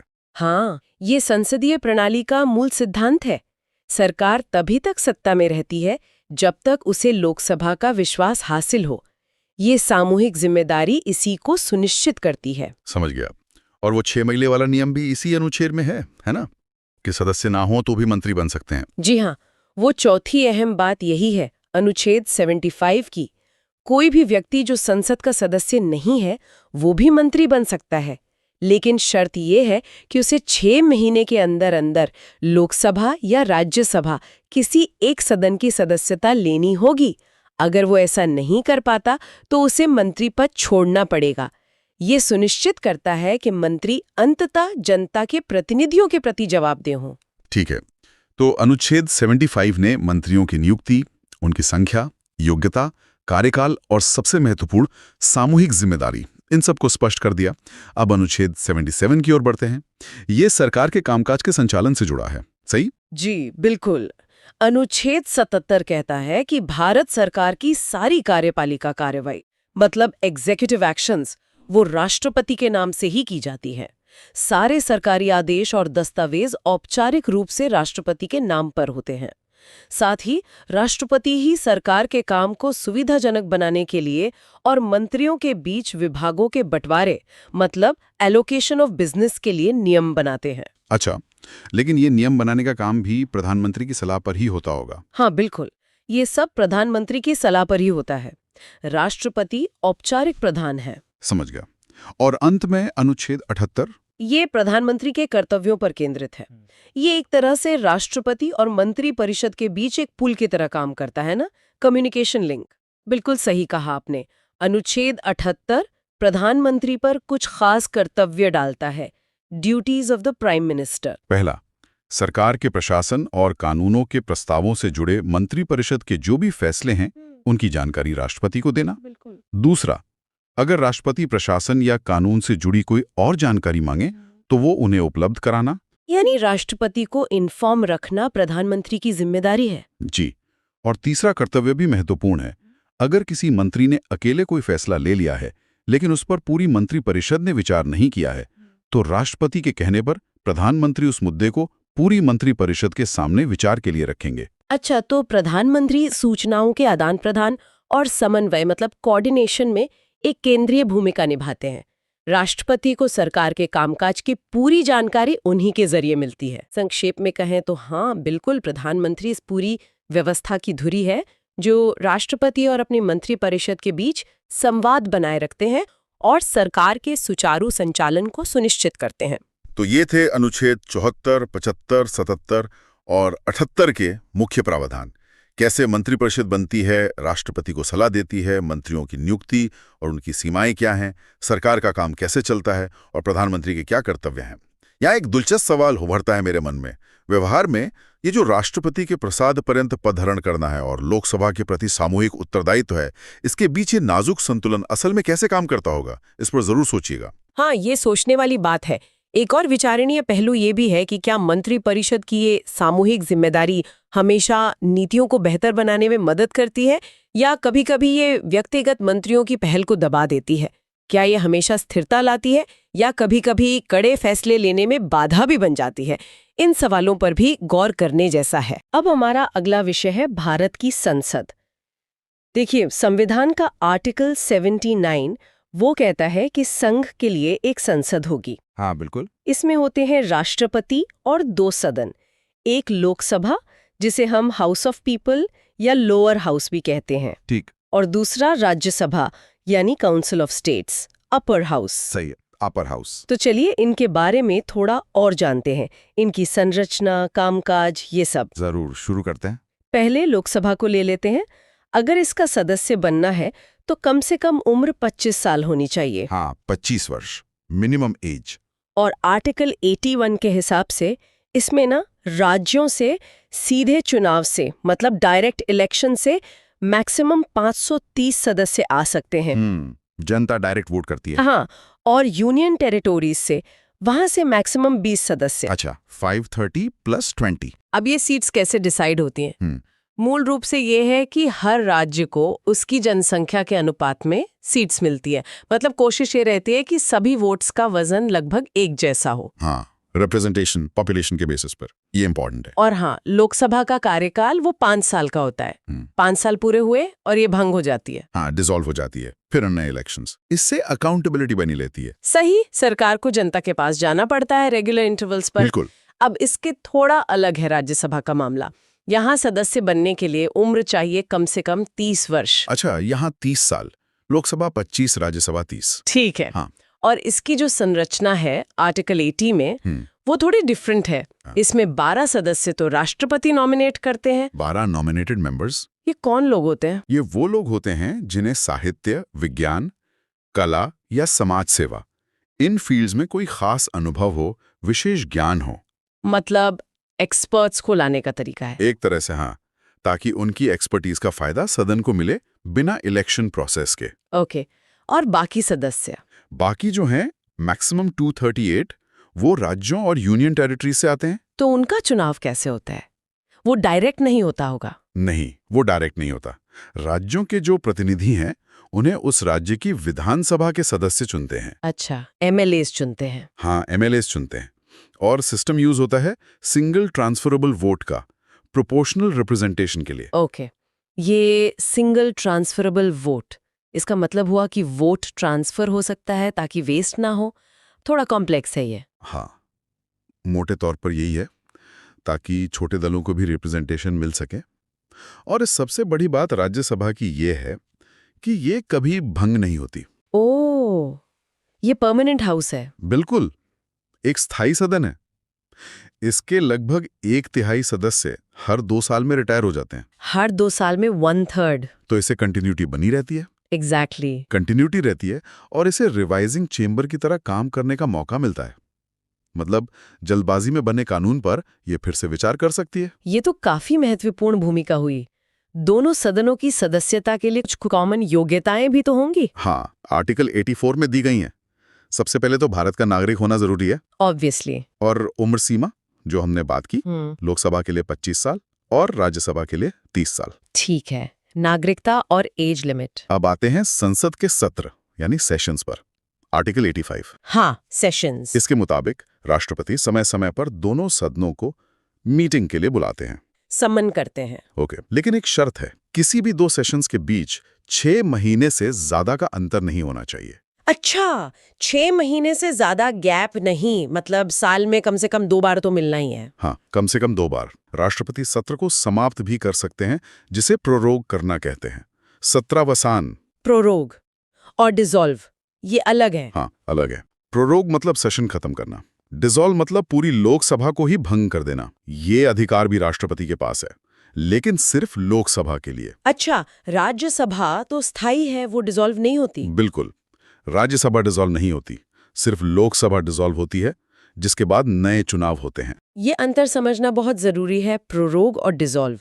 और राष्ट्रपति सदनों को एड्रेस भी करते हैं। हाँ बिल्कुल, आर्टिकल 86 उन्हें ये अधिकार देता है कि वो किसी भी सदन को या दोनों को एक साथ एड्रेस कर सकते हैं। और आर्टिकल 87 भी है शायद, कोई स्पेशल एड्रेस? सही पकड़ा, आर्टिकल 87 में स्पेशल एड्रेस की बात है।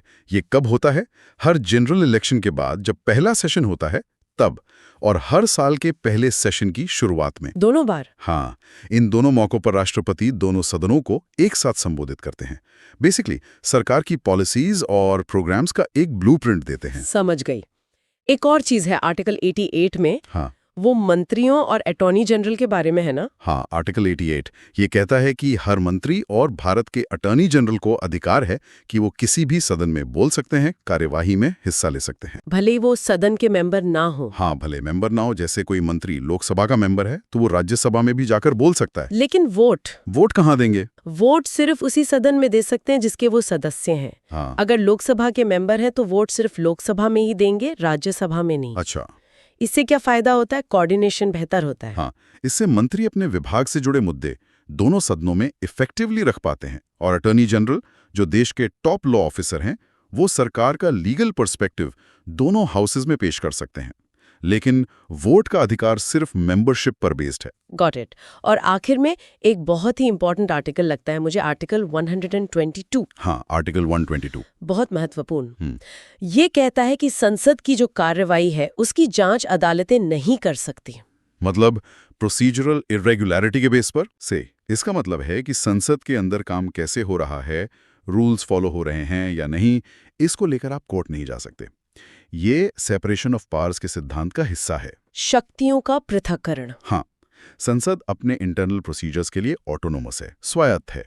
हाँ, अगर संसद कोई कानून बनाती है जो संविधान के खिलाफ है तो उस कानून को अदालत में चैलेंज किया जा सकता है, उसकी संवैधानिकता जांची जा सकती है।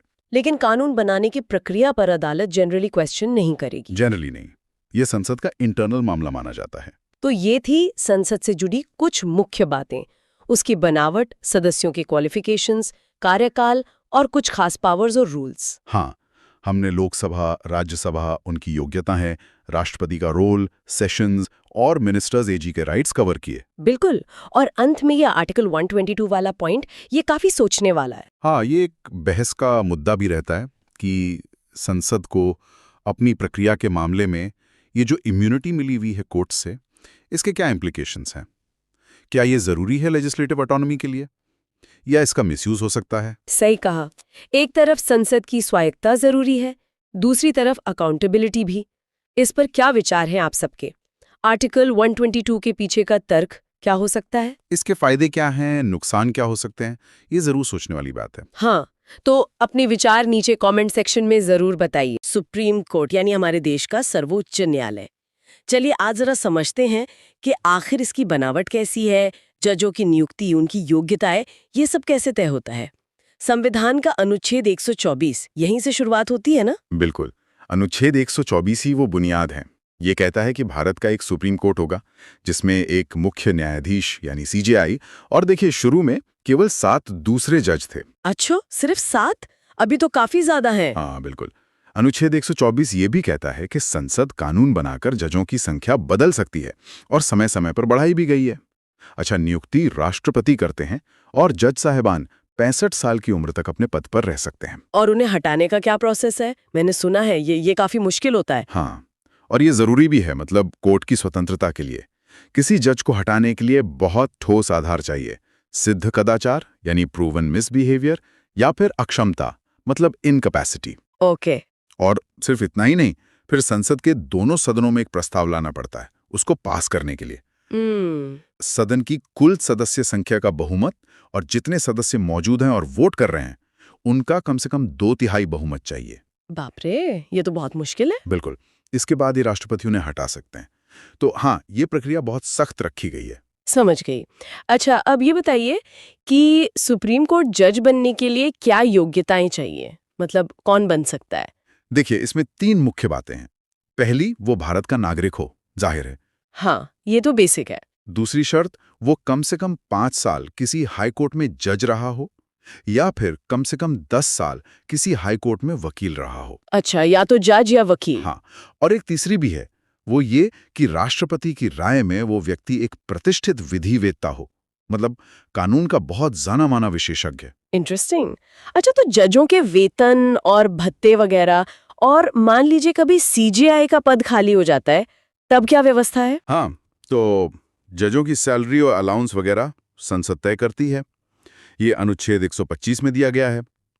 और अगर सीजेआई का पद खाली हो या मान लीजिए वो किसी वजह से काम नहीं कर पा रहे, तो अनुच्छेद 126 काम आता है।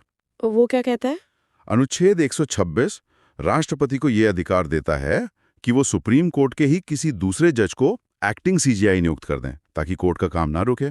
ठीक है, ये तो हुई सीजेआई की बात।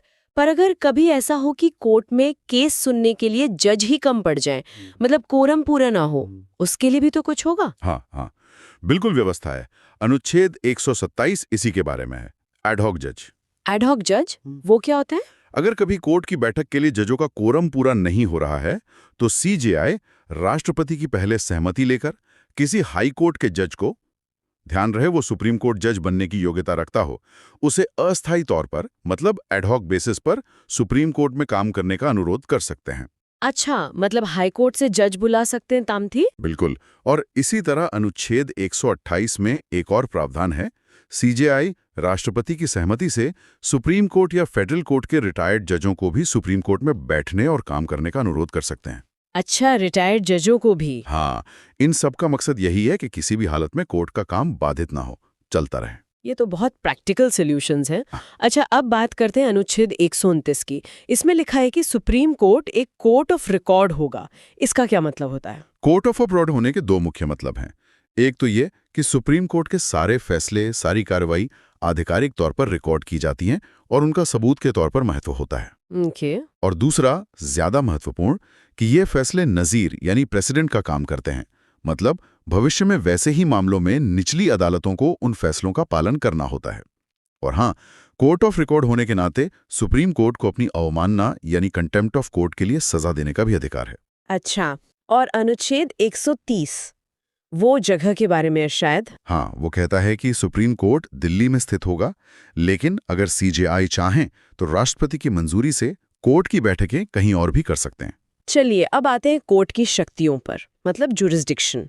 सबसे पहले अनुच्छेद 131 ओरिजिनल जुरिस्डिक्शन या मूल अधिकार क्षेत्र, ये क्या है? हाँ, ओरिजिनल जुरिस्डिक्शन का मतलब है कि कुछ खास तरह के मामले सीधे सुप्रीम कोर्ट में ही शुरू किए जा सकते हैं, निचली अदालतों में नहीं। जैसे कि? ये खास तौर पर फेडरल मामले होते हैं, जैसे भारत सरकार और एक या ज्यादा राज्यों के बीच कोई विवाद हो, या फिर 2 या 2 से ज्यादा राज्यों के बीच कोई आपसी झगड़ा हो। इन मामलों की सुनवाई सीधे सुप्रीम कोर्ट करता है। ये हमारे संघीय ढांचे के लिए बहुत जरूरी है। समझ गई। फिर आता है अपीलीय क्षेत्राधिकार यानी अपीलेट जुरिस्डिक्शन। इसमें तो हाई कोर्ट के फैसलों के खिलाफ अपील होती है ना? बिल्कुल सही। इसमें मुख्य रूप से 3 तरह के मामले आते हैं। एक, संवैधानिक मामले, अनुच्छेद 132। अगर हाई कोर्ट ये सर्टिफाई कर दे कि केस में संविधान की व्याख्या से जुड़ा कोई महत्वपूर्ण सवाल है। ठीक है। दूसरा, सिविल मामले, अनुच्छेद 133, जैसे प्रॉपर्टी या अनुबंध के मामले। इसमें भी आमतौर पर हाई कोर्ट का सर्टिफिकेट चाहिए होता है कि मामला अपील के लायक है। और तीसरा? तीसरा है क्रिमिनल यानी आपराधिक मामले, अनुच्छेद 134। इसमें भी कुछ शर्तें हैं, जैसे अगर हाई कोर्ट ने किसी बरी हुए व्यक्ति को मौत की सजा दे दी हो, या कोई केस अपने पास मंगाकर सजा दी हो, या फिर वो खुद सर्टिफाई करे कि केस सुप्रीम कोर्ट जाने लायक है। ये तो हुए अपील के सामान्य रास्ते। लेकिन एक और चीज है जो बहुत सुनने में आती है, अनुच्छेद 136 स्पेशल लीव पिटिशन यानी एसएलपी। ये क्या बला है? हाँ, बला नहीं, ये सुप्रीम कोर्ट की एक बहुत ही असाधारण शक्ति है। अनुच्छेद 136 सुप्रीम कोर्ट को बहुत विवेकपूर्ण अधिकार देता है। कैसा अधिकार? इसके तहत सुप्रीम कोर्ट अपने विवेक से भारत के किसी भी कोर्ट या ट्रिब्यूनल, ध्यान दीजिए, किसी भी कोर्ट या ट्रिब्यूनल के किसी भी फैसले, डिक्री, आदेश वगैरह के खिलाफ अपील करने की विशेष इजाजत, स्पेशल लीव दे सकता है। किसी भी कोर्ट से, मतलब आर्म्ड फोर्सेस ट्रिब्यूनल को छोड़कर शायद? हाँ, मिलिट्री कोर्ट्स और ट्रिब्यूनल्स को छोड़कर, लेकिन बाकी लगभग सभी पर यह लागू होता है। ये बहुत व्यापक शक्ति है। ये तब काम आती है जब कोर्ट को लगता है कि किसी मामले में कानून का कोई गंभीर सवाल जुड़ा है या बहुत बड़ा अन्याय हुआ है, भले ही वो सामान्य अपील के दायरे में ना आता हो। ये तो वाकई बहुत बड़ी शक्ति है। अच्छा, क्या सुप्रीम कोर्ट अपने दिए हुए फैसले बदल भी सकता है?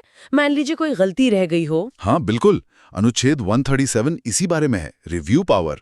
सुप्रीम कोर्ट को अधिकार है कि वो अपने ही दिए गए किसी फैसले या आदेश की समीक्षा कर सकता है, कुछ शर्तों के तहत, जैसे कोई साफ गलती दिख रही हो या कोई नया और महत्वपूर्ण सबूत सामने आया हो जो पहले नहीं पता था। ओके।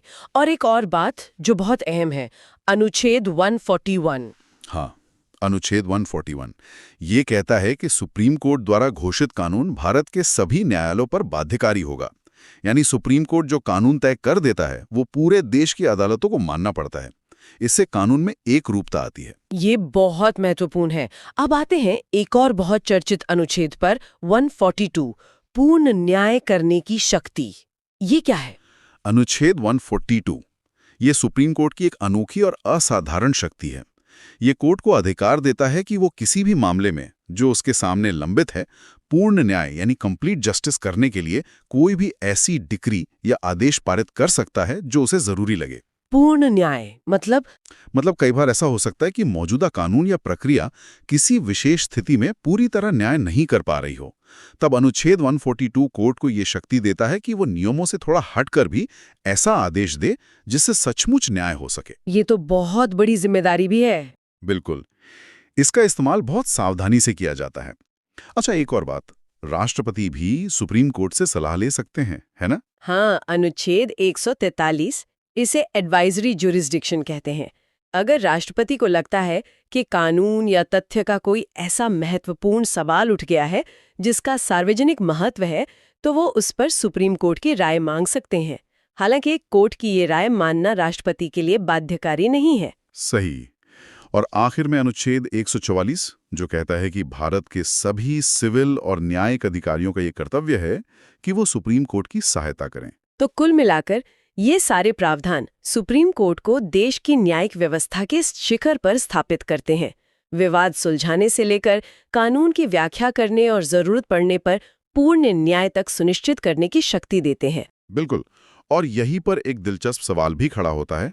अनुच्छेद 142 के तहत मिली पूर्ण न्याय करने की ये अपार शक्ति और अनुच्छेद 141 के तहत स्थापित बाध्यकारी कानून का सिद्धांत, इन दोनों के बीच संतुलन कैसे बनता है?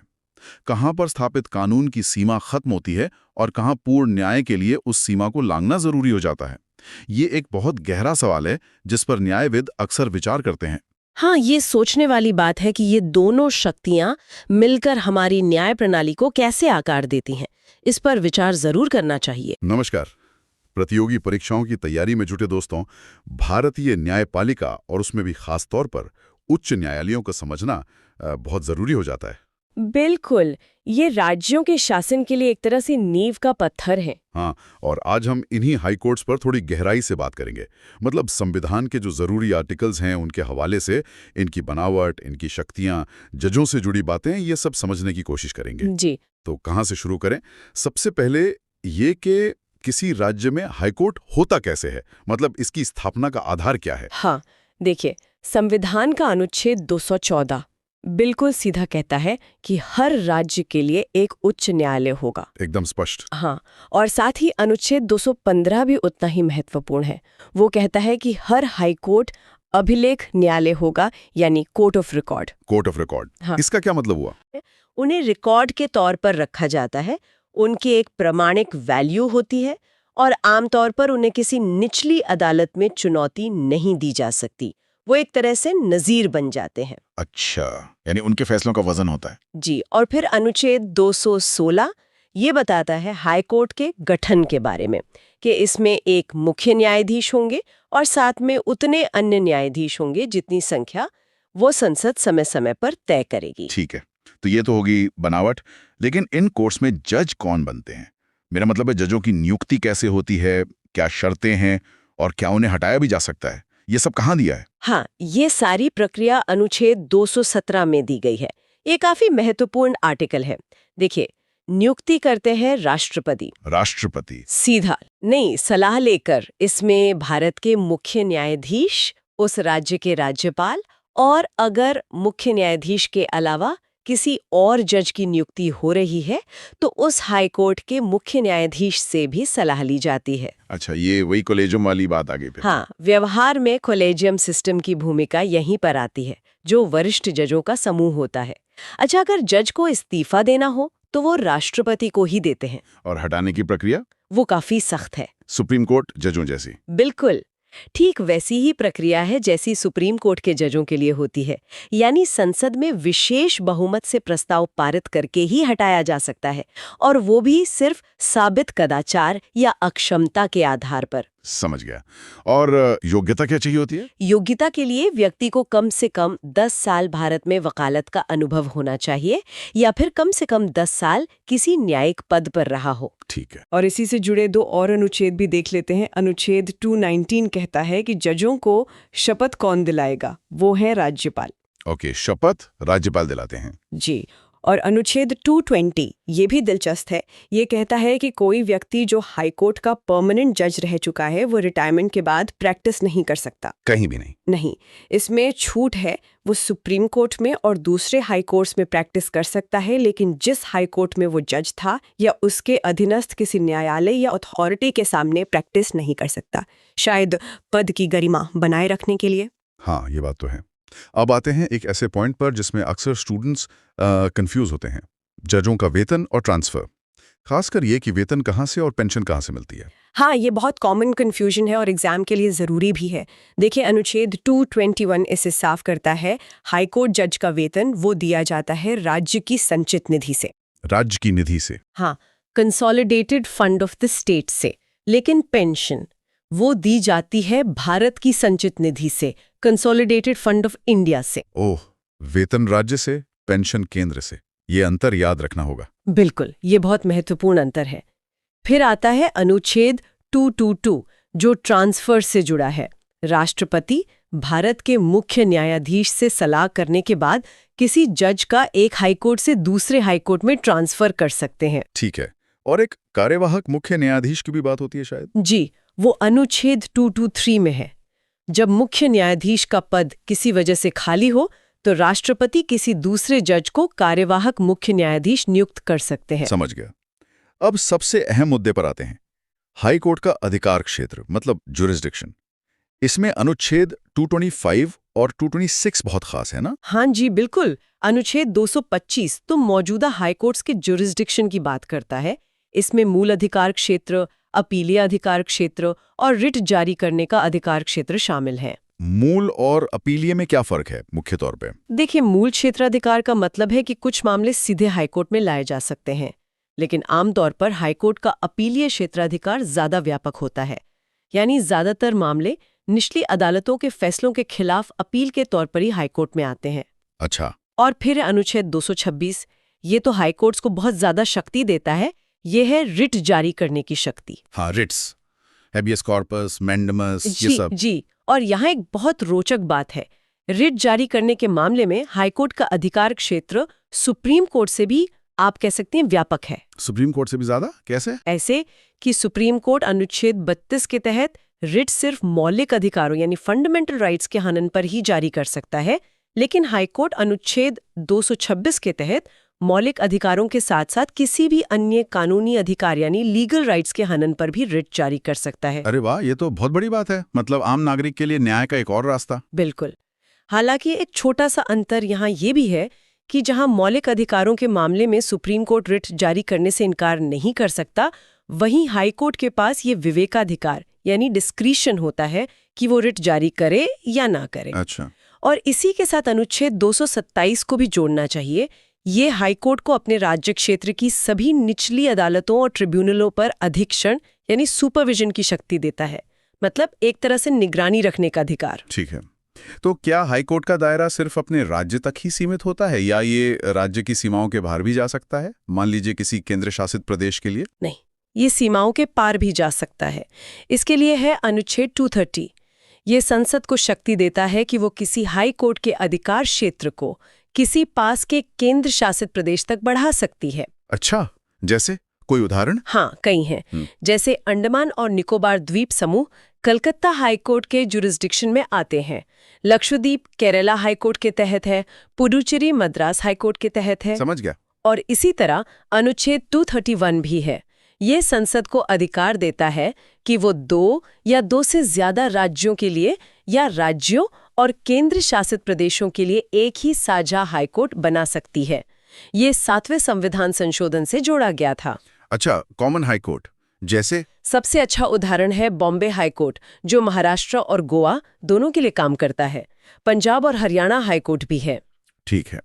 और जो निचली अदालतें होती हैं, सबऑर्डिनेट जुडिशरी, उनके मामले में हाईकोर्ट की क्या भूमिका रहती है? उसमें भी हाई कोर्ट की बहुत अहम भूमिका है। अनुच्छेद 233 देखिए, वो कहता है कि जिला न्यायाधीशों यानी डिस्ट्रिक्ट जजों की नियुक्ति राज्यपाल करेंगे, लेकिन हाई कोर्ट की सलाह से। ओके, सलाह हाईकोर्ट की। जी। और अनुच्छेद 234 के तहत डिस्ट्रिक्ट जजों के अलावा जो बाकी न्यायिक अधिकारी होते हैं, उनकी भर्ती भी राज्यपाल ही करते हैं, लेकिन वो राज्य लोक सेवा आयोग और हाई कोर्ट से सलाह करके बनाए गए नियमों के अनुसार होती है। तो निचली अदालतों के प्रशासन और कामकाज पर हाई कोर्ट का काफी नियंत्रण और मार्गदर्शन रहता है। बहुत खूब।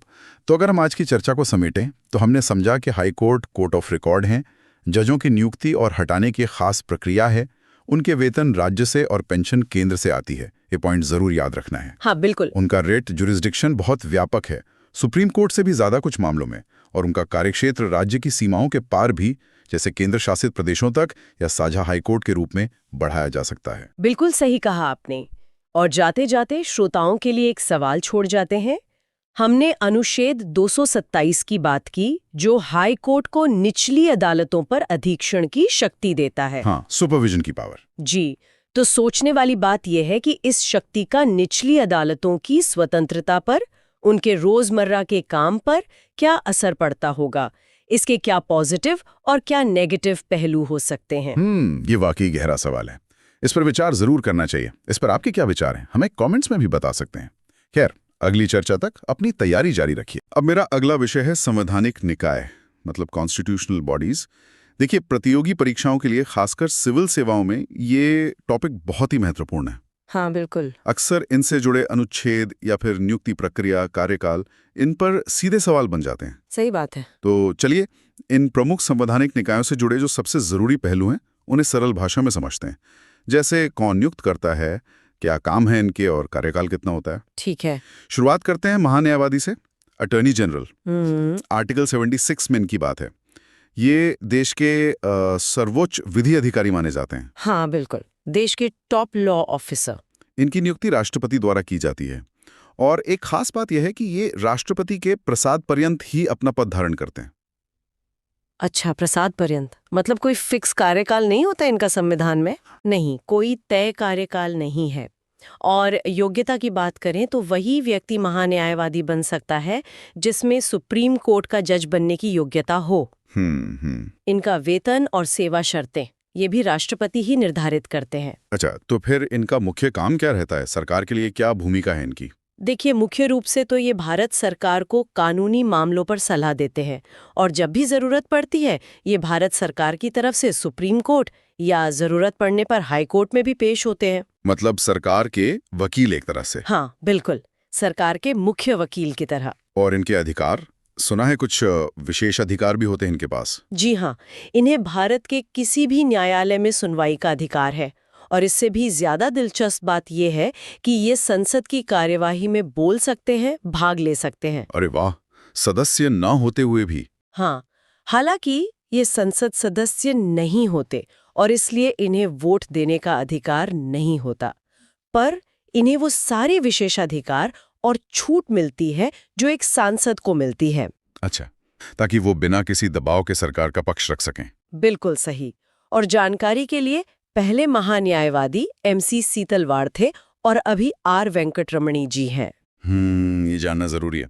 चलिए, अब बात करते हैं नियंत्रक एवं महालेखा परीक्षक CAG की। हाँ। आर्टिकल 148। इन्हें अक्सर पब्लिक फंड्स का गार्डियन कहा जाता है। सही कहा। ये भारतीय लेखा परीक्षा और लेखा विभाग के प्रमुख होते हैं, और ये एक एकल सदस्य निकाय है, मतलब सिंगल मेंबर बॉडी। ओके। इनकी नियुक्ति भी राष्ट्रपति द्वारा ही होती है। कार्यकाल होता है 6 साल या 65 वर्ष की आयु, जो भी पहले पूरा हो जाए। 6 या 65, ठीक है। और इन्हें पद से हटाने की प्रक्रिया वही है जो सुप्रीम कोर्ट के जज की होती है।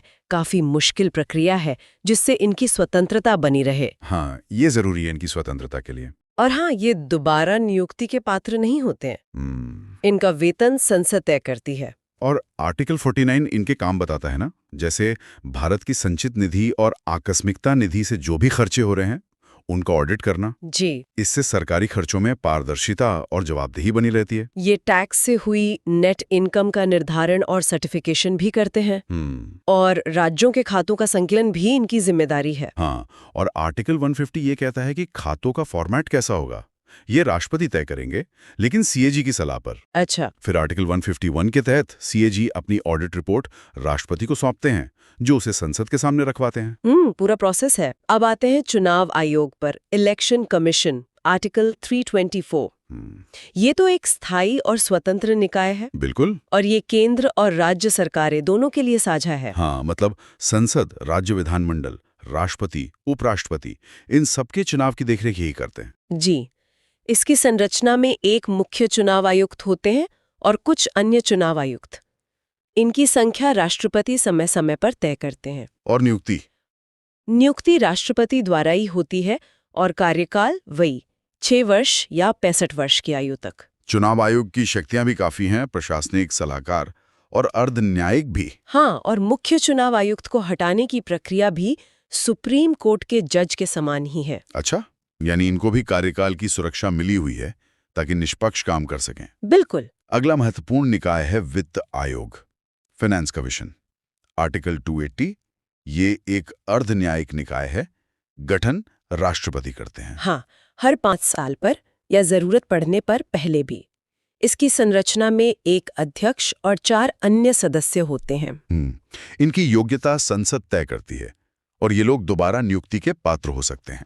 अध्यक्ष को आमतौर पर पब्लिक अफेयर्स का अनुभव होना चाहिए। और सदस्यों में ऐसे लोग होते हैं जिन्हें हाईकोर्ट जज बनने की योग्यता हो, या फाइनेंस और अकाउंट्स का विशेष ज्ञान हो, या इकोनॉमिक्स की अच्छी समझ हो, या फिर वित्तीय मामलों का अनुभव हो।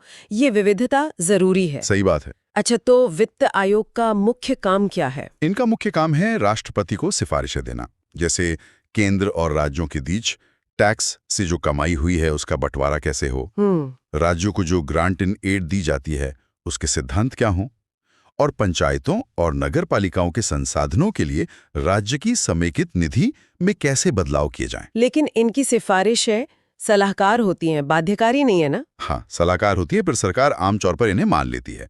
पहले वित्त आयोग अध्यक्ष के.सी. न्योगी थे और 15वें वित्त आयोग के अध्यक्ष N.K. सिंह हैं। ये नाम याद रखने वाले हैं। अब चलते हैं लोक सेवा आयोगों की तरफ।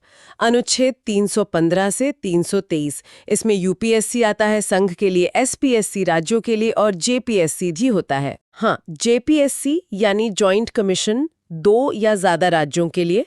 अब नियुक्ति की बात करें तो आर्टिकल 316 में है, यूपीएससी और जेपीएससी के सदस्यों की नियुक्ति राष्ट्रपति करते हैं। और एसपीएससी के सदस्यों की नियुक्ति उस राज्य के राज्यपाल करते हैं। कार्यकाल यूपीएससी के लिए 6 साल या 65 वर्ष की उम्र तक, और एसपीएससी जेपीएससी के लिए 6 साल या 62 वर्ष की उम्र तक। अच्छा, 62 वर्ष एसपीएससी जेपीएससी के लिए। और त्यागपत्र यूपीएससी और जेपीएससी वाले राष्ट्रपति को और एसपीएससी वाले राज्यपाल को देते हैं। इन्हें हटाने का अधिकार आर्टिकल 317 सिर्फ राष्ट्रपति के पास है ना? हाँ, कुछ खास आधारों पर। जी हाँ, केवल राष्ट्रपति ही हटा सकते हैं। आधार जैसे दिवालिया हो जाना, कहीं और से सैलरी लेना, मानसिक या शारीरिक रूप से अक्षम होना, या फिर कदाचार साबित होना। ये प्रक्रिया भी इनकी स्वतंत्रता सुनिश्चित करती है। बिल्कुल। सेवा शर्तें आर्टिकल 318 राष्ट्रपति या राज्यपाल तय करते हैं, और मुख्य काम आर्टिकल 320 तो भर्ती के लिए परीक्षा आयोजित करना है, जैसे यूपीएससी सिविल सेवा परीक्षा, सीडीएस, एनडीए, ये सब कराता है। इनका खर्चा आर्टिकल 322 भारत या राज्य की संचित निधि से होता है, और ये अपनी रिपोर्ट आर्टिकल 323 राष्ट्रपति या राज्यपाल को सौंपते हैं। ठीक है, और अंत में संक्षेप में राष्ट्रीय आयोगों को भी देख लेते हैं। राष्ट्रीय अनुसूचित जाति आयोग यानी एनसीएससी, आर्टिकल 338। हाँ, और राष्ट्रीय अनुसूचित जनजाति आयोग एनसीएसटी, आर्टिकल 338A। ये 86वें संशोधन 2003 से अलग हुआ था। और अब तो राष्ट्रीय पिछड़ा वर्ग आयोग एनसीबीसी, आर्टिकल 338B, इसे भी संवैधानिक दर्जा मिल गया है। जी बिल्कुल, 102वें संशोधन से। एनसीएससी और एनसीएसटी की संरचना में एक अध्यक्ष, एक उपाध्यक्ष और 3 अन्य सदस्य होते हैं। नियुक्ति राष्ट्रपति द्वारा। हाँ, राष्ट्रपति द्वारा। एनसीबीसी की संरचना भी समान ही है। इन आयोगों का मुख्य उद्देश्य इन वर्गों के संवैधानिक अधिकारों और हितों की रक्षा करना है और उनके सामाजिक आर्थिक विकास को बढ़ावा देना। तो ये थे कुछ प्रमुख संवैधानिक निकाय। हाँ, और ये सभी निकाय, चाहे वो अटॉर्नी जनरल हो, सीएजी, चुनाव आयोग, वित्त आयोग, लोक सेवा आयोग या फिर ये राष्ट्रीय आयोग हो, ये सब भारतीय शासन व्यवस्था और हमारे संविधान के संतुलन के लिए बहुत ही ज्यादा महत्वपूर्ण है। सही कहा। इनकी स्वतंत्रता और निष्पक्ष कार्यप्रणाली ही हमारे लोकतंत्र को मजबूत बनाती है। निश्चित रूप से। और आज के बदलते समय में इन संवैधानिक निकायों की स्वायत्तता कितनी बनी रहती है और इनके सामने नई चुनौतियां क्या आ रही हैं, इस पर सोचना भी काफी दिलचस्प है। भविष्य में इनकी भूमिका कैसे विकसित हो सकती है, ये एक बड़ा सवाल है। बिल्कुल। इस पर आपके क्या विचार हैं, हमें जरूर बताएं।